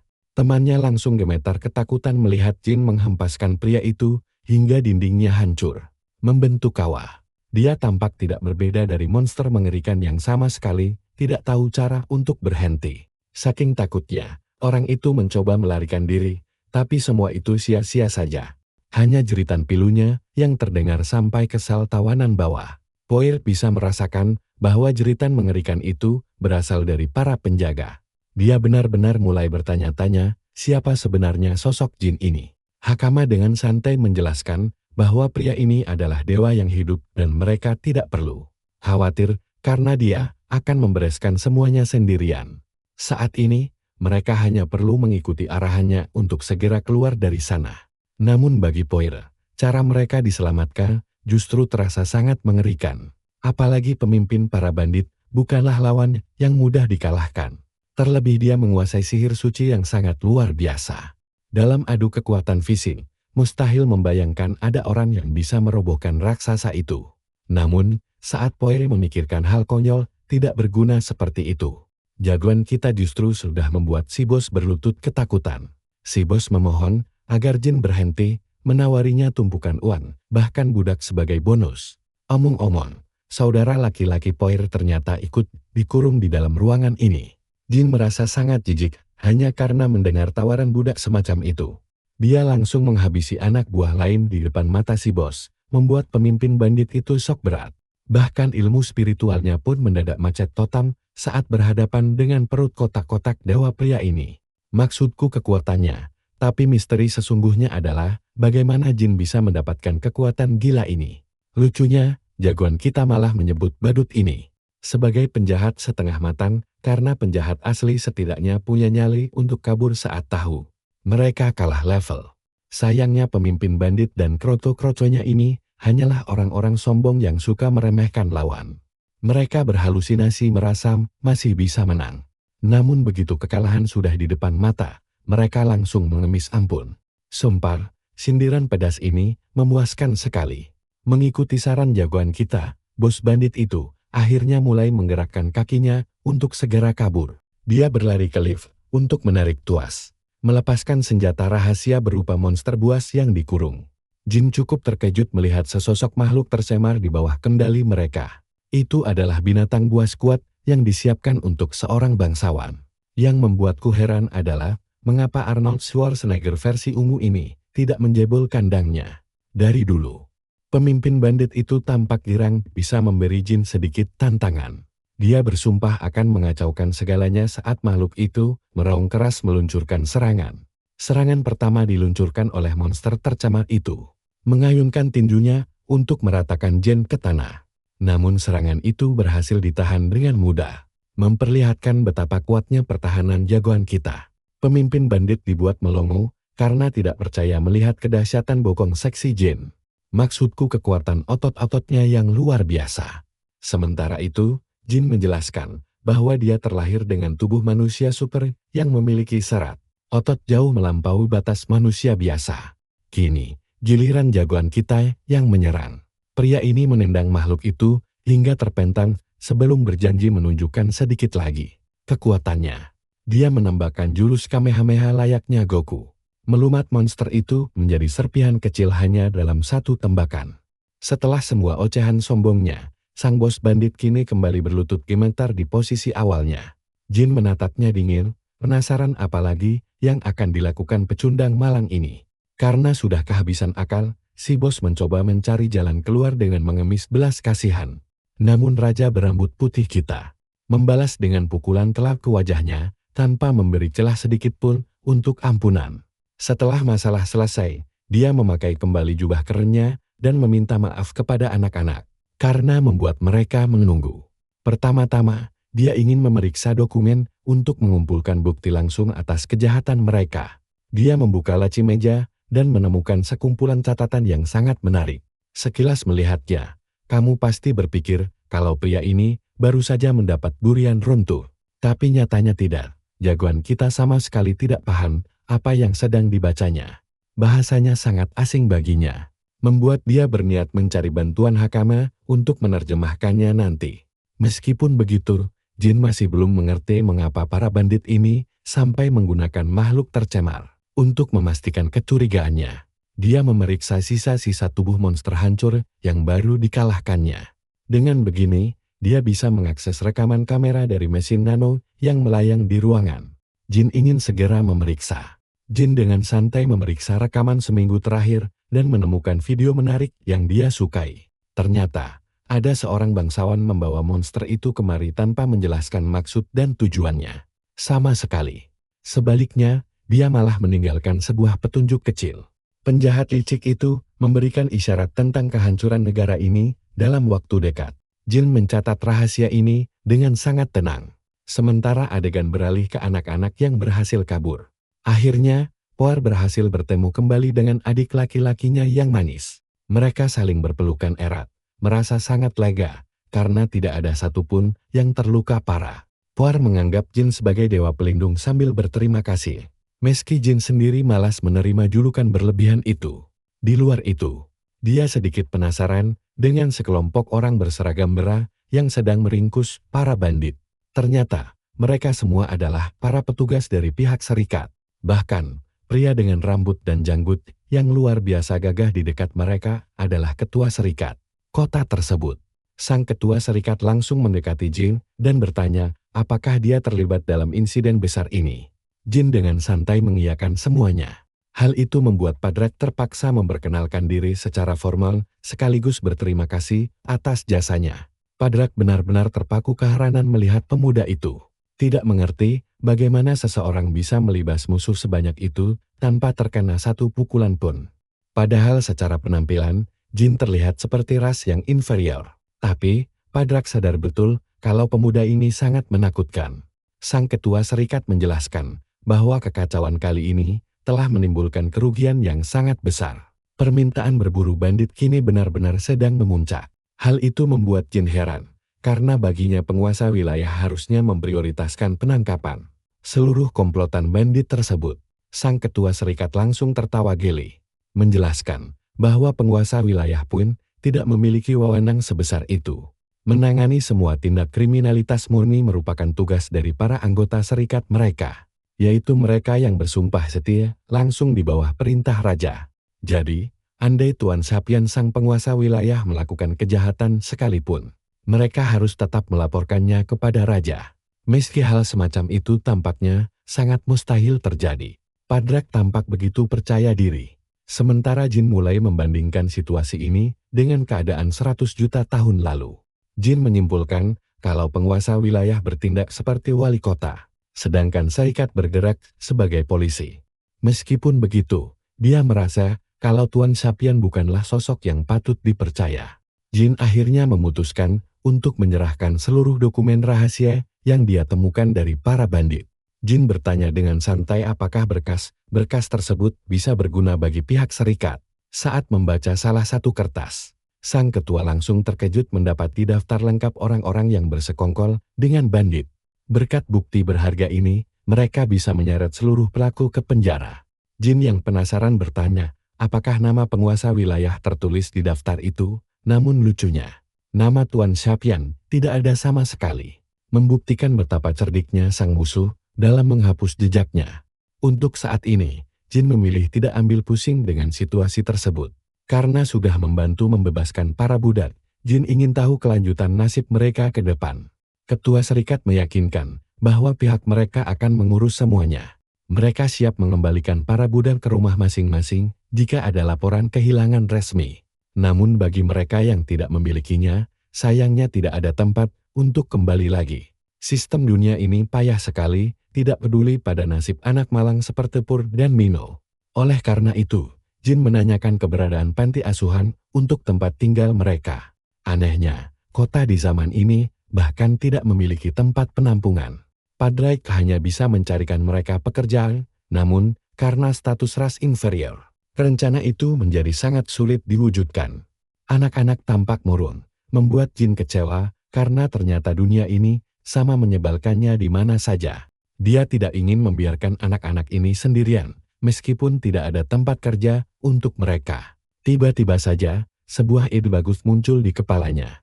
Jadi, dia bertanya, apakah mereka berdua mau bekerja di suatu tempat jika diberi kesempatan. Pur langsung setuju dan sangat bersemangat untuk mencobanya. Hal itu membuat Jin teringat pada ksatria emas Argus yang pernah menawarkan bantuan kepada mereka.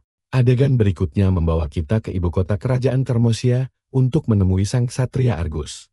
Ksatria suci itu sedang dalam perjalanan pulang saat tiba-tiba merasakan firasat buruk yang aneh. Sesampainya di kediamannya, dia langsung menyuruh seluruh pasukannya untuk beristirahat hari ini. Argus pun kembali ke ruang pribadinya. Dia disambut oleh barisan pelayan yang menyapanya dengan penuh rasa hormat dan kebanggaan. Hal pertama yang dia lakukan adalah meminta laporan terbaru. Dan dari raut ketakutan para pelayannya, sang ksatria suci sadar sesuatu yang buruk telah terjadi. Sang kepala pelayan langsung meminta maaf karena terpaksa merepotkan tuannya yang baru saja kembali. Sementara itu, adik perempuannya mengawasi situasi dari lantai atas dengan tatapan mata yang sangat tajam. Begitu menerima laporan tersebut, Argus langsung merasa pusing bukan main. Keadaannya ternyata jauh lebih buruk dari dugaannya. Karena ada penyusup yang tiba-tiba muncul di tengah ibu kota dan membuat kekacauan besar. Baginya, cara penyusup itu masuk tidak penting. Tapi siapa pengkhianat yang menuntun monster itu ke dalam adalah masalah aslinya.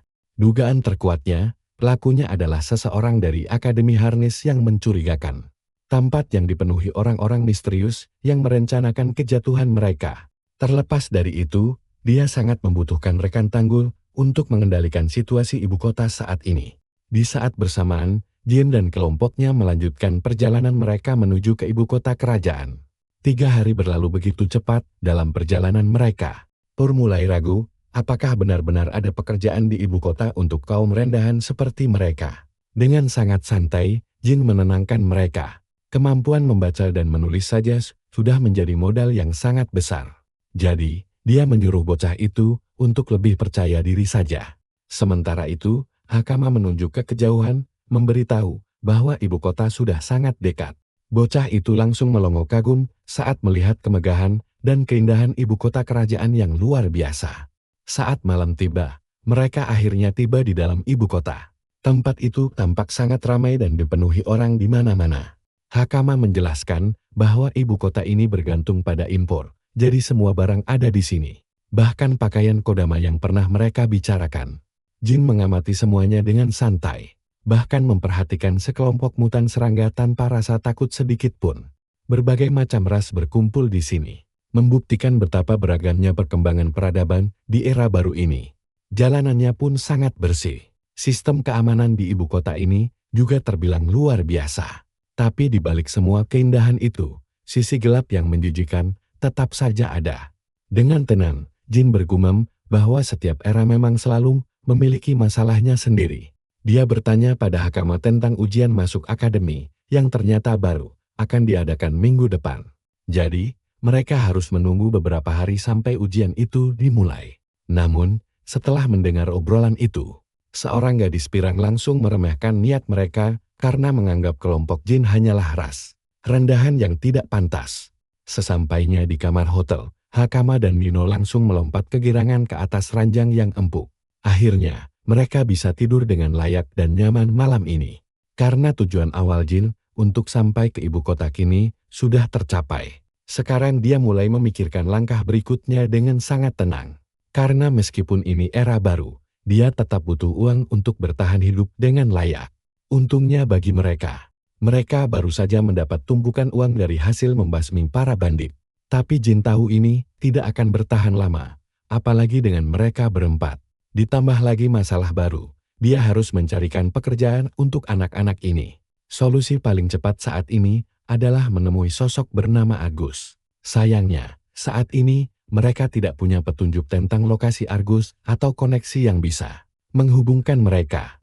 Jin memikirkan beberapa opsi, tapi prioritas utamanya tetap menyelidiki para koruptor. Dia sangat paham kalau orang-orang zaman sekarang suka memanfaatkan monster demi ambisi pribadi. Koruptor itu pada dasarnya makhluk yang sangat berbahaya. Jelas tidak bisa dibiarkan begitu saja. Kali ini, dia menolak membiarkan umat manusia menghadapi kepunahan massal lagi. Dengan santai, dia bertanya pada Hakama, bagaimana orang-orang di negara ini melakukan riset. Ternyata pilihannya cuma membaca buku atau bertanya langsung pada orang yang ahli. Masalahnya, harga buku di sini sangat mahal. Di desa saja, mereka harus patungan membakar satu buku saking mahalnya harga kertas. Untungnya, ibu kota kerajaan punya perpustakaan megah yang membuat riset jadi jauh lebih mudah. Jin sangat menyukai ide itu karena sekarang dia bisa menggunakan perpustakaan megah tersebut untuk mencari berbagai petunjuk tentang laboratorium rahasia yang pernah ditinggalkan oleh Kagura. Berikutnya, karakter utama kita ini sudah sampai di meja resepsionis. Sayangnya, petugas perempuan di sana langsung menolak memberikan izin masuk. Karena buku dianggap sebagai aset suci negara, orang biasa dilarang keras masuk secara bebas. Hanya murid akademi resmi atau kalangan bangsawan saja yang mendapat hak istimewa tersebut. Jelas sekali ini membuat situasi menjadi semakin rumit baginya. Dengan kocak, Hakama mengingatkan Jin bahwa dia bahkan belum bisa membaca saat ini. Meski dia berusaha keras mempelajari huruf dasar, butuh waktu lama untuk benar-benar menguasai bahasa baru tersebut. Jin hanya bisa menggaruk kepalanya yang tidak gatal, mirip mahasiswa mau ujian. Sementara itu, dua pria berjubah misterius diam-diam sedang mengintai mereka demi menjalankan misi rahasia. Mereka langsung menghampiri Jin, berpura-pura ingin mengobrol santai dengannya. Namun nyatanya, obrolan santai itu malah diawali dengan sebuah pukulan mentah. Tapi dengan refleks dewa, Jin langsung menahan tinju itu sambil mengejek sopan santun sang penyerang. Sangat ironis bagi kota yang katanya aman, tapi orang-orangnya suka menyerang sernaknya. Penyerang itu tetap sombong, namun Jin dengan tenang menghempaskan tangannya ke atas, mengalihkan ledakan sihir dahsyat. Pria sombong tersebut sempat memuji refleks kilat yang dimiliki Jin.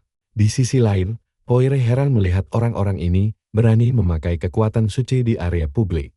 Jin hanya ingin tahu jawabannya. Siapa sebenarnya para pecundang ini, hingga akhirnya sadar kalau kepalanya sedang dihargai mahal. Tapi situasi ini justru sangat menguntungkannya. Meskipun para preman ini mengancam kelompok Jin untuk segera pergi dari ibu kota demi keselamatan mereka, Jin sama sekali tidak gentar, malah menantang musuhnya untuk melayangkan serangan lagi. Alhasil, tinju pria itu ditangkap dengan mudah sebelum tubuhnya dibanting keras ke tanah. Usai memberi pelajaran berharga pada penyerang pertama, dia berbalik ke arah lawan satunya yang langsung menembakkan sihir api dahsyat. Tanpa berniat menghindar, Jin menahan serangan api membara tersebut secara langsung. Hal itu membuat si musuh besar kepala dan mengira serangannya berhasil. Namun dari balik kepulan asap hitam, sebuah tangan tiba-tiba melesat keluar, langsung mencengkeram dan mengangkat tubuh musuh seolah tanpa bobot. Dengan nada bicara yang dingin, Jin mengejek mereka yang terlalu lemah, tapi berani menantangnya. Itu pun kalau mereka masih punya nyali untuk bangkit lagi. Jin benar-benar menjelma sebagai sosok Gojo Satoru versi manhwa ini. Sementara korbannya hanya bisa kebingungan. Heran bagaimana ras rendahan bisa memiliki kekuatan sebuas itu. Tiba-tiba, pasukan ksatria menghentikan pertarungan ini. Ternyata itu Karina, yang sangat kesal karena hari liburnya terganggu akibat kekacauan konyol ini. Gadis itu bahkan tidak peduli pada para penyerang yang barusan mengeroyok Jin. Dia hanya ingin langsung menjebloskan Hakama dan si santai Jin ke penjara sekarang juga. Tapi Jin justru diuntungkan, karena keributan ini memancing orang terdekat Argus. Meski sekarang gadis itu sedang berteriak marah di depan mukanya. Setelah menghentikan baku hantam jalanan, Karina melihat Jin dan langsung kegirangan, karena mengira dirinya telah berhasil menangkap Jin, manusia ras rendah yang dikiranya berbuat onar lagi di kota ini. Dia baru saja hendak menceramahi pemuda itu. Namun seorang penonton demi Human mendekat dan bersaksi bahwa dia melihat seluruh kejadiannya secara langsung. Saksi menjelaskan bahwa Jin sebenarnya diserang duluan dan pemuda itu hanya membela diri dengan santai selama pertarungan. Begitu Karina memeriksa wajah-wajah para penyerang tersebut, dia sadar bahwa mereka adalah adik kelasnya yang bodoh dan pembuat onar dari Akademi Harness. Dalam hati dia berdoa agar adik perempuan Kapten Suci tidak terseret dalam kekacauan ini lagi. Dengan wajah tanpa dosa Jin bertanya, apakah Karina sedang bertugas patroli malam ini? Karena setahu dirinya selama ini, anggota serikatlah yang biasanya mengurus ketertiban di wilayah kota. Karina menjawab bahwa dia hanya iseng menjaga ketertiban malam sambil berjalan santai menuju sebuah kafe yang berada di dekat sana. Dan sekarang setelah dia melihat sendiri bagaimana Jin membantai murid-murid kuat akademi tanpa berkeringat sedikit pun, Karina mulai curiga bahwa firasat kaptennya tentang kekuatan manusia biasa ini ternyata memang sangat tepat. Dia pun pamit dan memperingatkan Jin agar tidak mencari masalah konyol lagi ke depannya. Namun, tentu saja Jin tidak membiarkannya pergi begitu saja dan malah memintanya untuk mengantarnya menemui sang kapten Argus secara langsung. Begitu manusia kuno kita ini akhirnya bisa berhadapan langsung dengan Kapten Argus dari divisi ke-7. Dia langsung to the point, meminta sang kapten untuk mempekerjakan mereka berdua. Mengingatkan Argus tentang tawaran bantuan yang pernah sang kapten berikan sebelumnya kepada dirinya. Saat Argus menanyakan asal-usul anak-anak kecil yang mengekor di belakang Jin. Jin menjelaskan santai bahwa dialah yang meringkus para bandit incaran yang sedang dicari oleh sang kapten, lalu menyerahkan gerombolan penjahat itu begitu saja ke pihak serikat. Argus seketika panik dan berkeringat dingin karena mustahil rasanya jika seseorang dari ras rendah bisa menyelesaikan misi sesulit itu dalam sekejap mata saja. Jin kemudian melanjutkan penjelasannya bahwa dia membawa serta Nino dan kakak perempuannya bernama Pual karena mereka sebatang kara dan selalu ditindas kejam hanya karena dianggap sebagai ras yang rendah. Karena alasan itulah, Jin meminta sang kapten memberikan sebuah pekerjaan yang layak bagi mereka. Kapten Argus mengingatkan manusia kuno itu bahwa dirinya tidak punya kewajiban membantu mereka. Namun dengan tenangnya Jin menjawab bahwa dia siap bertanggung jawab penuh atas masa depan mereka karena dialah penyelamatnya. Argus menganggap jawaban santai itu menarik. Sementara anak-anak menatap penyelamat mereka dengan penuh harapan. Otak licik sang kapten langsung berputar dan memutuskan memanfaatkan anak-anak ini sebagai alat negosiasi. Dia memberitahu Jin bahwa dia bersedia mengizinkan anak-anak itu tinggal dan bekerja di tempatnya. Dengan syarat dia harus setuju bekerja sebagai pengajar di akademi. Tanpa pikir panjang Jin langsung menerimanya. Dan tidak lama kemudian anak-anak itu sudah berganti pakaian pelayan yang lucu. Puar pun berterima kasih dengan tulus, sementara sang kapten menyuruh pelayan senior melatih anak-anak ini dengan benar. Didik mereka dan pastikan tidak ada lagi diskriminasi. Sembari melangkah santai bersama Argus, Jin dengan tenang menanyakan apa sebenarnya syarat tersembunyi di balik tawaran kerja sebagai instruktur ini. Argus menjelaskan bahwa meski dia sama sekali tidak tahu dari mana asal-usul Jin, instingnya sangat yakin bahwa Jin adalah pria yang bisa dipercaya. Tanpa basa-basi sang kapten langsung ke inti masalah dan meminta Jin menyusup ke dalam Akademi Harness. Jin pun mendengarkan dengan serius. Dia meminta penjelasan lengkap. Lalu Argus mulai membeberkan perebutan kekuasaan yang sedang terjadi di ibu kota. Menurut penjelasannya, banyak faksi kini terjebak dalam perang dingin rahasia demi merebut tahta. Mengingat kondisi sang raja saat ini sedang kritis dan bisa tewas kapan saja.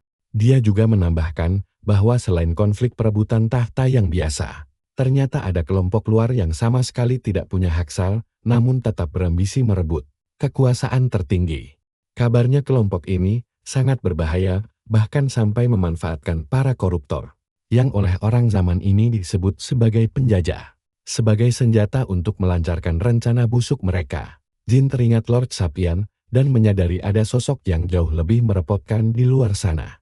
Kapten menegaskan, dia ingin membongkar kedok mereka semua dan menemukan markas rahasia mereka, dengan Akademi Harness sebagai tempat yang paling dicurigai saat ini. Argus lalu mengetuk pintu dan memperkenalkan adik perempuannya, Maria Alton, kepada Jin. Hai menjelaskan bahwa adiknya bersekolah di sana dan akan memandu Jin. Maria langsung bermulut tajam dan menyebut Jin sebagai ras rendahan yang inferior. Persis seperti ucapan Karina sebelumnya. Sang kapten pun panik dan mencoba menghentikan ucapannya sambil memperingatkan bahwa bersikap seperti itu sangatlah tidak sopan. Namun gadis itu tetap keras kepala menolak menyerahkan tugas sepenting ini kepada ras yang dia Anggap rendah. Jin dengan santai menyindir sikap kasarnya, membuat sang kapten merasa sangat malu. Lalu segera meminta maaf atas kelakuan adiknya. Karina mendekati Jin, lalu berbisik bahwa Miria sebenarnya hebat. Hanya saja dia sangat membenci ras rendahan. Miria terus melontarkan hinaan kepada Jin dan merasa pria itu sama sekali tidak layak menyandang gelar sebagai seorang instruktur. Hakama malah memperkeruh suasana dengan membocorkan secara polos bahwa wali pelindungnya itu bahkan tidak bisa membaca. Meski begitu, Hakama langsung buru-buru memuji betapa luar biasa kuat dan hebatnya sosok Jin. Perkataan jujur itu seketika membuat Karina tersadar bahwa Mirialah dalang dibalik penyerangan para murid akademi kepada Argus. Sebelumnya, sang kapten berkali-kali memohon maaf lagi sambil berjanji akan mendidik keras adik perempuannya itu. Jin mengalihkan pembicaraan lalu bertanya apa yang sebenarnya harus diajarkan di akademi nanti. Argus menjawab bahwa berdasarkan pengamatannya selama ini, Jin tampak sangat ahli dalam mengendalikan seni roh. Itulah alasan mengapa Jin dirasa sangat cocok untuk mengajarkan prinsip dasar kepada para murid. Dia menyebutkan 4 seni roh dasar, yaitu pembakaran, pelepasan, pembekuan, dan juga penyembuhan. Sambil menjelaskan bahwa menguasai 2 jenis saja sudah dianggap sebagai pencapaian yang sangat luar biasa. Mendengar bahwa teknik dasar di era ini hanya terdiri dari 4 seni roh, Jin baru sadar kalau pemimpin bandit kemari ternyata bisa dibilang cukup hebat. Sebab kemampuan yang dia tunjukkan sudah masuk kategori seni roh tingkat khusus di sini. Sambil tersenyum tipis, Jin berniat merombak total pemahaman kuno orang-orang di era ini tentang kekuatan roh. Kisah pun beralih ke momen 1 minggu kemudian, saat Hakama akhirnya bersiap menghadapi ujian masuk di akademi tersebut. Mari kita lihat saat Argus masuk bersama Jin. Memintanya bertanggung jawab sebagai instruktur tahun ini. Tampaknya setiap tahun, 1 divisi dari Ninth Order wajib mengisi posisi pengajar ini. Dan kali ini, giliran divisi ke-7 yang harus maju. Saat Jin berjalan santai di belakang, si pria gendut Roman terus menatapnya dengan penuh curiga. Akhirnya mereka sampai, tepat di ruang kepala sekolah, dan Argus langsung menyapa dengan hormat. Sang kepala sekolah tersenyum bangga melihat mantan muridnya sukses besar di Ninth Order. Tapi dia langsung membahas konflik faksi di negara itu, lalu tiba-tiba mulai meremehkan Jin. Menegur sang kapten agar tidak menganggap remeh urusan akademi ini. Apalagi sampai mengirim ras rendahan untuk mengemban tugas sepenting itu. Namun kapten menegaskan bahwa Jin jauh lebih hebat dari siapapun di divisinya. Saat si tikus kurus Lord Guida sadar kepala sekolah mulai luluh menerima Jin sebagai pengajar, dia langsung menolak keras ide itu. Dan sekarang, dia mulai menghina ras manusia kuno itu dengan kata-kata kasar. Bersikeras bahwa mereka tidak boleh membiarkan manusia rendahan menduduki jabatan penting tersebut. Kepala sekolah lalu menoleh ke Lord Rodman, meminta pendapatnya soal penolakan ini. Si pria gendut itu dengan santai menyetujui kekhawatiran tersebut. Namun dia juga mengingatkan tentang potensi protes keras dari para murid dan pengajar lainnya nanti. Sang kepala sekolah pun setuju dan mengaku memiliki kekhawatiran yang sama tentang hal itu. Di sini, kita bisa melihat Jin menyadari bahwa dia sedang dibicarakan. Jadi dia melangkah maju untuk membela diri, menyapa mereka dengan sangat tenang. Dia memperkenalkan diri dengan sopan santun yang luar biasa, menunjukkan bahwa ejekan mereka sama sekali tidak bisa menggoyahkan ketenangannya. Jin kemudian mengajukan 1 pertanyaan langsung kepada para lord itu. Apakah mereka meragukannya karena fisiknya terlihat seperti ras rendahan, atau karena alasan lain? Atau kan karena mereka berpikir dia tidak memiliki kekuatan yang mumpuni? Sang kepala sekolah tersenyum, menjawab bahwa mereka hanya peduli pada kemampuan aslinya saja. Dan dia menantang J untuk membuktikannya sekarang juga.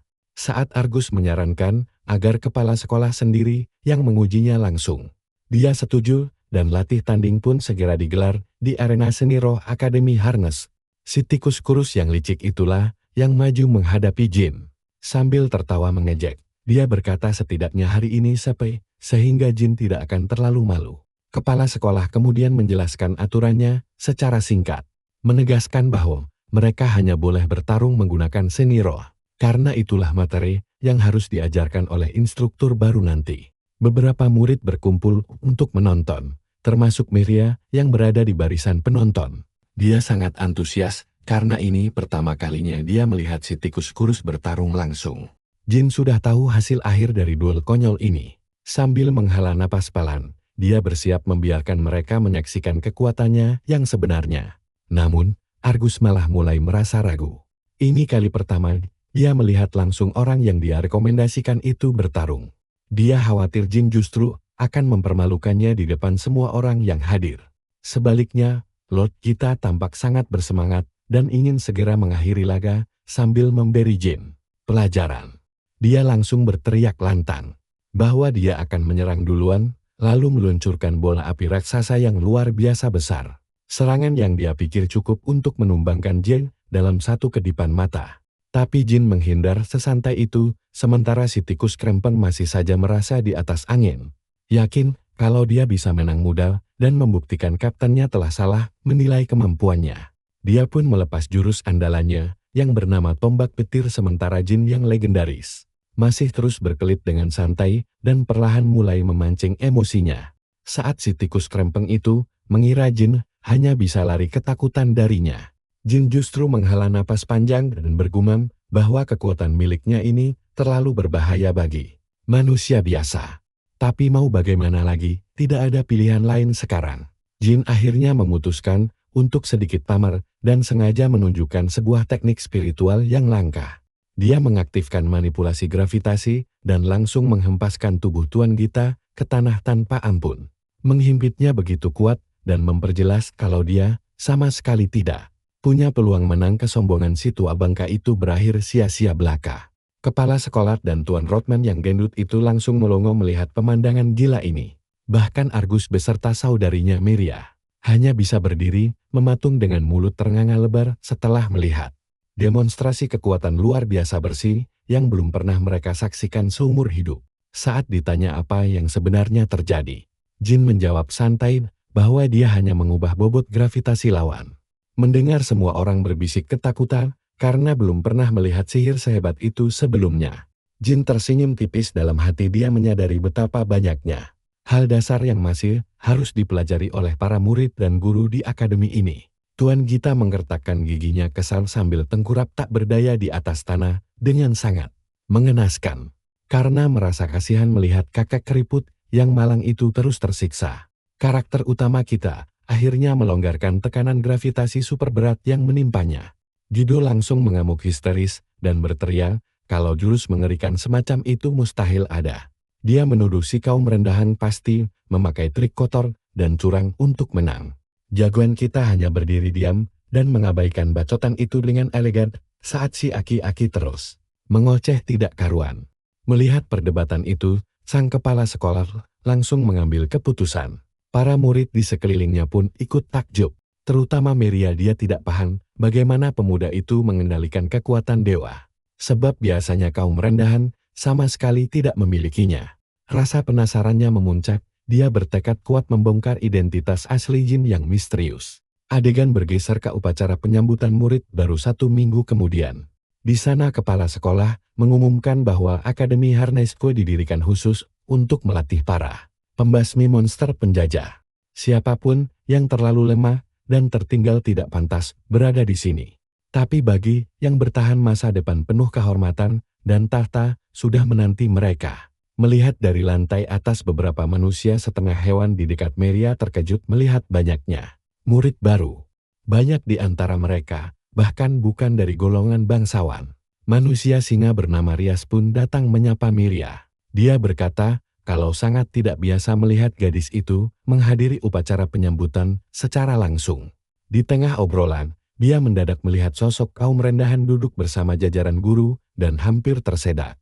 Dia langsung panik setengah mati saat Miria berbisik bahwa orang rendahan itu adalah guru baru mereka. Gadis itu meminta pendapat jujur Rias hanya berdasarkan penampilan luarnya saja. Saat Rias mengejeknya sebagai pemuda biasa tanpa masa depan dan tidak punya pacar sama sekali, Miria pun tertawa pelan dan membenarkan tebakan kasar temannya itu. Menyadari banyaknya tatapan tajam mengarah kepadanya, Jin sadar kalau dia tidak boleh menyelidiki rahasia akademi ini terlalu mencolok sejak hari pertama. Langkah pertama dia harus mengubah citranya dari pecundang tidak berguna menjadi sosok yang terlihat netral dan tidak mengancam. Padahal sebenarnya, saat ini dia merasa seperti menjadi sasaran empuk semua orang di sini. Setelah upacara selesai, kini tibalah saatnya untuk memulai kelas pertamanya. Sementara itu, Tuan Guido mengumpulkan para senior dan mengumumkan bahwa kelas reguler resmi dimulai kembali hari ini. Dia memperingatkan mereka agar tidak kalah dari para murid baru berbakat tahun ini. Tapi sedetik kemudian, dia marah melihat kelasnya ternyata hampir kosong melompong. Si tua itu tersenyum dalam hati. Tahu betul para murid sombong ini lebih memilih mati daripada harus diajar oleh orang yang mereka anggap rendahan. Tikus licik itu bahkan sengaja bertindak ekstrem. Dia menyebarkan rumor bahwa kelas hari ini akan diambil alih oleh jin sendirian. Hebatnya, profesor kita ini sama sekali tidak merasa terganggu. Dengan sangat tenang dia berdiri di podium, memperkenalkan diri sebagai instruktur teknik roh. Tanpa membuang waktu, Reus dengan lancang bertanya, apakah dia benar-benar punya kemampuan untuk mengajar kelas paling elit di akademi. Jin membalas dengan senyuman santai, berkata mereka akan segera melihat pembuktiannya nanti. Dia bahkan memberitahu manusia setengah singa itu untuk pergi jika merasa kelas ini terlalu sepel. Setelah semua jelas, dia langsung menetapkan satu aturan mutlak. Dia melarang murid-muridnya menggunakan kekuatan suci melawan manusia dalam kondisi apapun. Sebab kekuatan suci itu dirancang khusus untuk menekan kemampuan regenerasi milik para inhibitor. Padahal manusia biasa akan pulih secara normal. Membuktikan bahwa tujuan aslinya memang untuk melenyapkan penjajah. Mendengar itu, seorang bocah bermulut besar di belakang mulai mengejek. Menyebut jin sangat lemah karena tidak memiliki kekuatan suci. Bocah itu bersikeras bahwa dia bebas memakai kekuatannya sesuka hati tanpa perlu diatur. Karena mulai merasa terusing, Profesor Jin mengundangnya untuk membuktikan apakah dia memang selemah rumornya. Tepat di tengah kelas, dia menyuruh murid itu menyerangnya menggunakan jurus paling kuat yang dia miliki. Bocah itu tersenyum sombong, bersumpah tidak akan masuk kelas lagi jika sang profesor berhasil menggoresnya sedikit saja. Memanfaatkan kesempatan ini, dia langsung menciptakan tombak petir yang menyala sangat dahsyat. Bahkan Tuan Gita sampai tegang, takut ruangan kelas ini hancur akibat serangan nekat tersebut. Tanpa ragu, murid itu melemparkan tombaknya tepat ke arah jin hingga memicu kepulan debu yang tebal. Semua orang mengira jin sudah hancur lebur. Tapi tiba-tiba sebilah pedang melesat menembus kabut debu dan menancap tepat di dinding belakang. Nyaris mengenai wajah menyebalkannya. Jin dengan tenang berkata bahwa pedang itu bisa saja menembus kepalanya jika dia benar-benar berniat untuk menghabisinya. Dengan begitu, dia memberikan pelajaran pertamanya. Jangan pernah menilai seseorang hanya dari penampilannya saja. Reus terdiam memperhatikan, heran apakah teknik barusan bisa dianggap sebagai seni roh. Profesor Jin melanjutkan dengan tenang, menjelaskan bahwa kaum rendahan dicap seperti itu karena mereka dianggap lemah. Lalu, sebagai seseorang yang kekuatannya jauh di atas mereka, dia bertanya, apa sebutan untuk dirinya. Auranya meledak hebat saat dia menjawab pertanyaannya sendiri dengan sangat dingin, bahwa dialah yang disebut seorang guru. Tanpa membuang waktu, dia langsung memberikan pelajaran kedua. Dia bertanya kepada murid itu tentang syarat utama untuk bisa mengaktifkan seni roh. Dengan gaya sok tahu, murid itu menjawab bahwa segalanya ditentukan oleh imajinasi yang jelas. Jika kita bisa membayangkannya dengan jelas, maka para roh akan langsung mewujudkannya. Kalian dan aku tahu Profesor Jin setuju imajinasi itu penting. Tapi ada satu elemen krusial yang terlewat. Dia menjelaskan bahwa roh merespons panjang gelombang berbeda. Dan hal itulah yang sebenarnya memicu tindakan mereka. Secara total, ada 8 panjang gelombang utama. Dari semua itu, penyalaan, pelepasan, penyembuhan, dan pembekuan adalah 4 elemen yang paling umum diketahui. Namun, kontrol gravitasi, cahaya, atmosfer, hingga manipulasi ruang juga nyata adanya. Tuan Gita hampir tersedak melihatnya menggunakan ke-8 elemen itu dengan sangat santai. Lewat kejutan itu, pria kita ini resmi memulai kuliah nyata pertamanya. Malam harinya, dia mulai memikirkan dari mana harus menyelidiki rahasia terdalam akademi ini. Sudut-sudut kampus saat itu sedang sangat ramai dipadati mahasiswa. Berkat aksi gilanya di kelas, dia langsung jadi bahan obrolan utama. Jika ingin jawaban, dia harus menyelinap ke tempat terlarang bagi para murid. Di tengah jalan, langkahnya mendadak berpapasan dengan Miria. Tanpa basa-basi, gadis itu langsung menuntutnya mengaku siapa dia sebenarnya. Dia balik bertanya, bagaimana mungkin dia adalah orang lain selain si lemah rendahan yang dituduhkan semua orang. Miria setuju alasan itu masuk akal. Andai saja dia tidak menguasai 8 seni roh dengan begitu mudahnya. Bahkan mayoritas kaum setengah manusia pun tidak sanggup melakukannya. Pria kita hanya mengedikkan bahu dan bilang kalau itu sama sekali tidak sulit. Hanya seperti memindahkan tap di antara panjang gelombang berbeda. Tentu saja, dia tahu teorinya jauh lebih rumit daripada kedengarannya. Dia meminta mereka mengobrol di tempat sepi. Lalu kembali mendesak bertanya tentang identitas aslinya setelah berdua saja. Kali ini, dia mengaku hanyalah manusia biasa yang tertidur dalam ruang beku di bawah desa Kadama. Selama jutaan tahun. Mengikuti permainannya, gadis itu bertanya apa pekerjaannya sebelum dia mengalami tidur panjang tersebut. Jin menjawab jujur bahwa dulu dirinya adalah seorang agen pasukan khusus bagi negaranya. Meski ribuan tahun telah berlalu, dia masih mengingat masa-masa itu dengan sangat jelas seakan baru terjadi kemarin sore. Karena penasaran, dia mendesak lagi. Mengapa pahlawan negara sepertinya harus disegel dalam tidur beku yang begitu lama? Dengan nada lirih, dia mengaku telah gagal mengemban misinya. Dia sangat yakin bisa menyelamatkan semua orang jika terus berjuang melampaui batas. Namun akhirnya dia gagal total dan kehilangan segalanya. Dia pun mengakui bahwa keputusannya menjadi profesor bukanlah suatu kebetulan. Dia memang membutuhkan pengaruh besar dari keluarga Alton. Mengalihkan obrolan, dia bertanya kemana sebenarnya tujuan mereka sekarang. Gadis itu membimbingnya ke sebuah ruangan berdebu dan usang. Menjelaskan tempat itu dulunya gudang penyimpanan alat mengajar para pengajar. Di salah satu rak, patung burung hantu tua langsung menarik perhatian matanya. Dia pun menanyakan apa motif terselubung gadis itu membawanya ke sini. Miria akhirnya mengaku bahwa dia sedang menyelidiki sesuatu hal. Ruang kosong misterius yang berada tepat di sebelah gudang penyimpanan ini. Ukurannya terlalu luas jika hanya dibiarkan kosong. Membuatnya yakin ada rahasia besar tersembunyi di sana. Tanpa membuang waktu, Profesor Jin dengan sangat santai langsung meraih patung burung hantu itu. Gadis itu melirik heran, bingung kenapa dia malah sibuk mengelus dekorasi tua berdebu tersebut. Begitu dia memutar patung itu sedikit, rak buku langsung bergeser terbuka, memperlihatkan jalan rahasia menuju ruang bawah tanah. Dengan tenang dia menyelamati gadis itu, karena dugaannya tentang ruangan rahasia ternyata benar. Miria dibuat bungkam. Tidak habis pikir bagaimana dia bisa memecahkan mekanisme itu secepat kilat. Kalian lihat sendiri, profesor kita dengan santainya menjelaskan bahwa patung itu satu-satunya barang bersih di antara debu tebal. Habis itu, Jin langsung bilang, supaya dia menunggu selagi dirinya memeriksa ruangan mencurigakan itu sendirian. Kaget, Miria langsung ngotot ingin ikut bersamanya. Jin santai mengingatkan ada penyusup berbahaya dan dia malas repot-repot melindunginya nanti. Si rambut pirang langsung menegaskan kemampuannya tidak boleh diremehkan. Dengan percaya diri dia mengaku jauh melampaui teman sekelasnya. Hanya kakaknya yang sanggup menandinginya. Mendengar itu, Jin cuma mengangguk santai mempercayainya. Keduanya pun mulai menuruni tangga usang tersebut. Tangga runtuh yang ternyata jauh lebih dalam dari dugaan.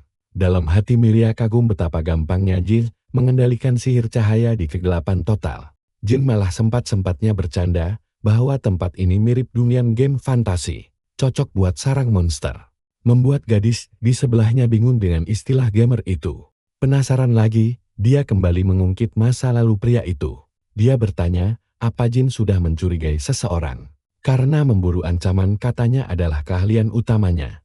Jin cuma tertawa geli melihat betapa cepatnya gadis itu mempercayai cerita tidak masuk akalnya. Sebagai hadiah kecil atas kepercayaannya, dia membocorkan kecurigaan kuatnya bahwa Lord Rekman mungkin terlibat dalam semua ini. Miria langsung bertanya kenapa dia bisa seyakin itu. Profesor Jin menjelaskan, meski pria itu tampak karismatik saat mengajar, ada hawa janggal saat dia sedang sendirian. Di saat sunyi seperti itu, si licik bermuka dua itu jelas-jelas memancarkan orang-orang yang sedang merencanakan sesuatu. Menurutnya, hal itu lumrah bagi orang yang aslinya sangat bertolak belakang dengan topeng yang mereka tunjukkan. Bukan cuma itu saja. Sangat jelas bagi Jin, kalau guru itu punya tingkat kejelian yang terlalu berlebihan. Miriam mengaku awalnya mencurigai Lord Gita, namun Jin langsung mematahkan teori tersebut. Menjelaskan bahwa orang labil yang emosional tidak akan becus merencanakan kejahatan yang terstruktur. Miriam pun terkejut. Jin bahkan santai menyebut si kakak keriput gila itu sebenarnya punya hati yang baik.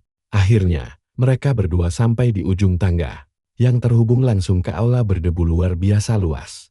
Mata Miriam terbelalak syok melihat labirin raksasa yang tersembunyi tepat di bawah tanah akademi. Tiba-tiba Jin berhenti melangkah, karena dirinya pun merasa cukup terkejut. Tidak pernah terbayangkan olehnya, kalau laboratorium Kagura bakal tersembunyi di tempat seperti ini. Saat Jin menatap pintu yang dilindungi oleh mesin nano, teknologi canggih yang oleh orang zaman ini disebut sebagai Roa. Dia pun 100% yakin ini memang laboratorium milik Kagura. Miriam mulai cemas, karena meskipun dia sudah lama mencari di sini, dia tidak pernah berhasil menemukan pintu gerbang raksasa yang tersembunyi di bawah akademi. Jin dengan santai menjelaskan bahwa manusia biasa butuh kunci akses khusus untuk membukanya. Dia teringat bagaimana Hakama mewarisi kunci serupa di desa Kodama. Dan dia yakin ada seseorang di sini yang mewarisi kunci serupa dengan cara serupa. Namun, seperti yang kita tahu, Jin sudah otomatis memegang hak akses penuh. Dengan santai, dia langsung mengulurkan tangan ke depan. Sistem pengunci otomatis langsung mendeteksi otoritas tertingginya dan dengan sangat cepat membukakan pintu untuknya. Saat gerbang besar itu perlahan terbuka, Jin bertanya-tanya apakah Dalan yang ingin menggulingkan penguasa negeri ini juga merupakan orang yang punya akses ke sini. Sementara itu, Miriam masih berdiri membaiku di sana. Tidak sanggup mencerna kalau hal gila ini ternyata ada di bawah akademi mereka. Dia lalu bertanya pada Jin, apa dia benar-benar tidak butuh kunci? Dan Jin dengan santai menjawab, kalau manusia kuno memang seistimewa itu. Miriam akhirnya mulai percaya kalau ucapan Jin mungkin memang benar dan mengikutinya diam-diam semakin jauh ke dalam laboratorium rahasia bawah tanah. Di dalam, mereka menemukan beberapa koruptor dikurung di kandang besi besar. Anehnya, semuanya tampak tenang, tanpa menunjukkan tanda-tanda akan mengamuk sama sekali.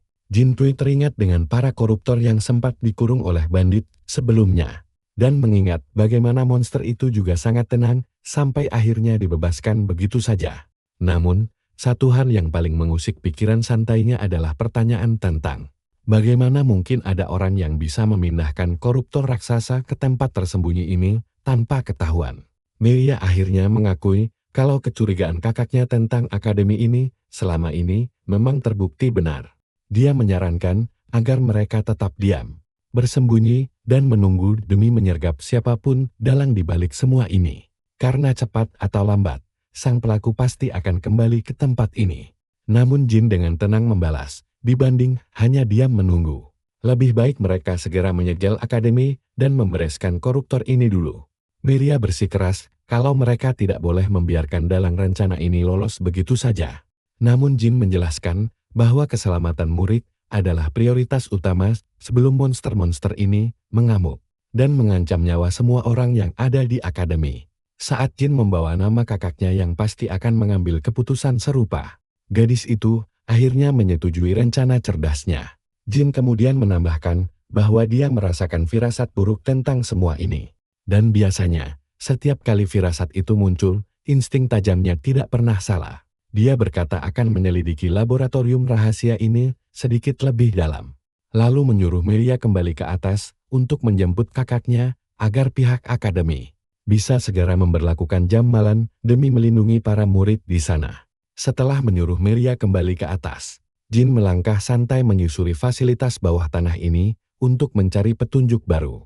Sementara itu di permukaan, si tikus kurus dijat karena kalah dari sang tutor baru. Meskipun begitu, dia tetap menyebut Jin sebagai ras rendahan dan menuduhnya telah menghancurkan reputasinya. Kepala sekolah lalu menghampiri Tuan Guida dan memperingatkan si tikus kurus agar menghentikan gerakan anehnya. Sebab hal itu mulai membuat para murid merasa tidak nyaman. Dia dipermalukan di depan umum oleh kepala sekolah sebelum ditanyai tentang Tuan Rodman yang mendadak menghilang sejak pagi. Sang kepala sekolah merasa pusing dan hilangnya pria gendut itu justru membuatnya semakin khawatir. Tepat di saat itu, dia melihat awan hitam pekat mulai menyelimuti akademi dan bertanya-tanya apa yang sebenarnya sedang terjadi. Sementara itu, Miria bergegas kembali ke permukaan, namun tepat saat keluar pintu, dia langsung berhadapan dengan Tuan Rodman, pria gendut yang sempat menghilang sejak pagi hari tadi. Kini wajahnya menunjukkan senyuman licik penuh niat jahat yang sangat jelas terlihat. Kembali ke lab, Jin mengamati portal kemerahan Aner yang tampak berdenyut seolah benda itu hidup. Dia pun penasaran apakah benda ini benar-benar makhluk hidup dan apakah Kagura yang telah menciptakannya sejak awal. Jin lalu menemukan sebuah kubus pesan peninggalan Kagura beserta alat penyuntik mesin nano di sana. Manusia kuno itu berharap kubus ini menyimpan petunjuk penting untuk membantunya memahami dan mengatasi kekacauan ini. Dia langsung menyalakan kubus itu, dan hologram Kagura muncul sambil santai memegang kopi. Kagura rupanya sudah menebak Jin bakal sampai ke sini duluan, karena lab ini paling dekat dari tempat dia terbangun. Si dokter menjelaskan kalau di lab ini dia sedang membuat alat yang belum pernah bisa diciptakan manusia ratusan juta tahun lalu, dan sebagian kecil dari kekuatan alat itu telah disegel dalam injektor agar bisa digunakan Jin. Dia malah memuji dirinya sendiri atas pencapaian gila ini, sebelum akhirnya membocorkan kalau alat hebat itu sebenarnya adalah mesin teleportasi. Jin sama sekali tidak menyangka kalau Kagura bisa membuat sesuatu yang skalanya segila ini. Tapi sekarang semuanya mulai terasa masuk akal.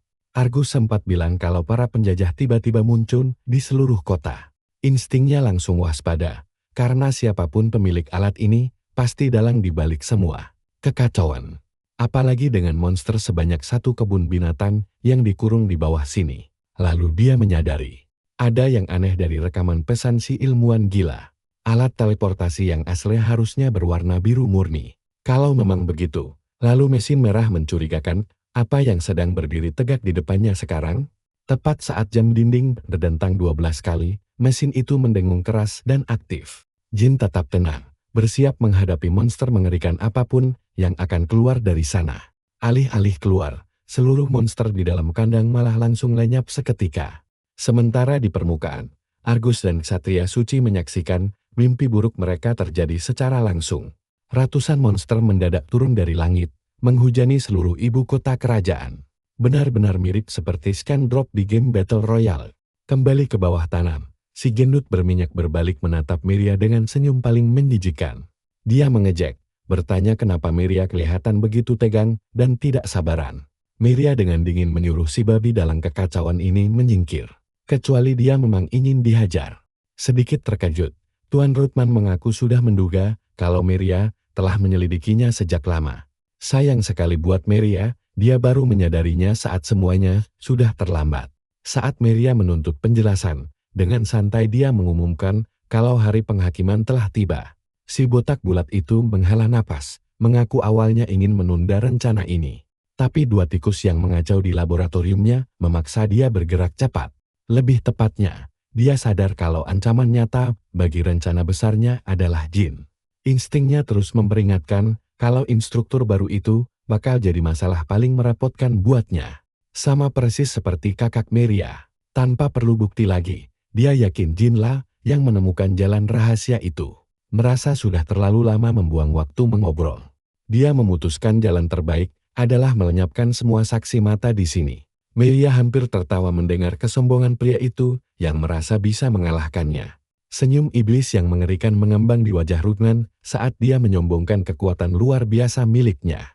Tapi dia tidak sadar kalau ada seorang gadis yang diam-diam merangkak di belakangnya sambil membawa panci besar yang melebihi ukuran kepalanya. Miria sampai berkeringat dingin. Antara khawatir dengan si gadis dan ragu apa rencana konyol ini akan berhasil. Tanpa ragu sedikitpun, Hakama mengayunkan seluruh tenaganya dan menghantam telak kepala si gendut sialan itu sampai linglung.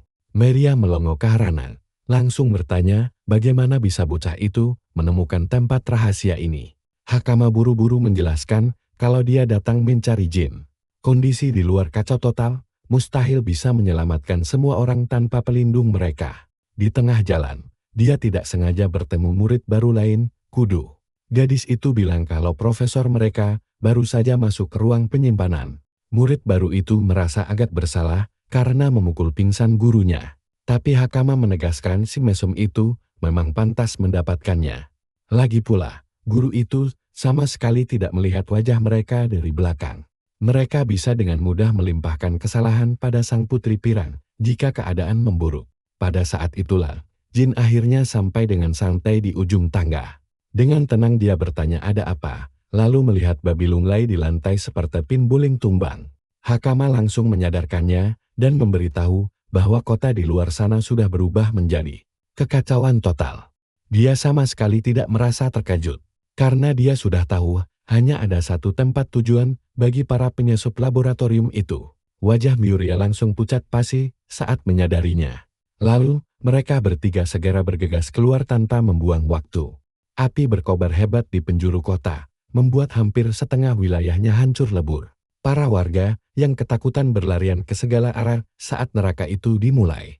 Di antara semua monster penyerang, satu monster bertubuh besar mirip Vilgax terlihat menonjol sebagai yang paling kuat.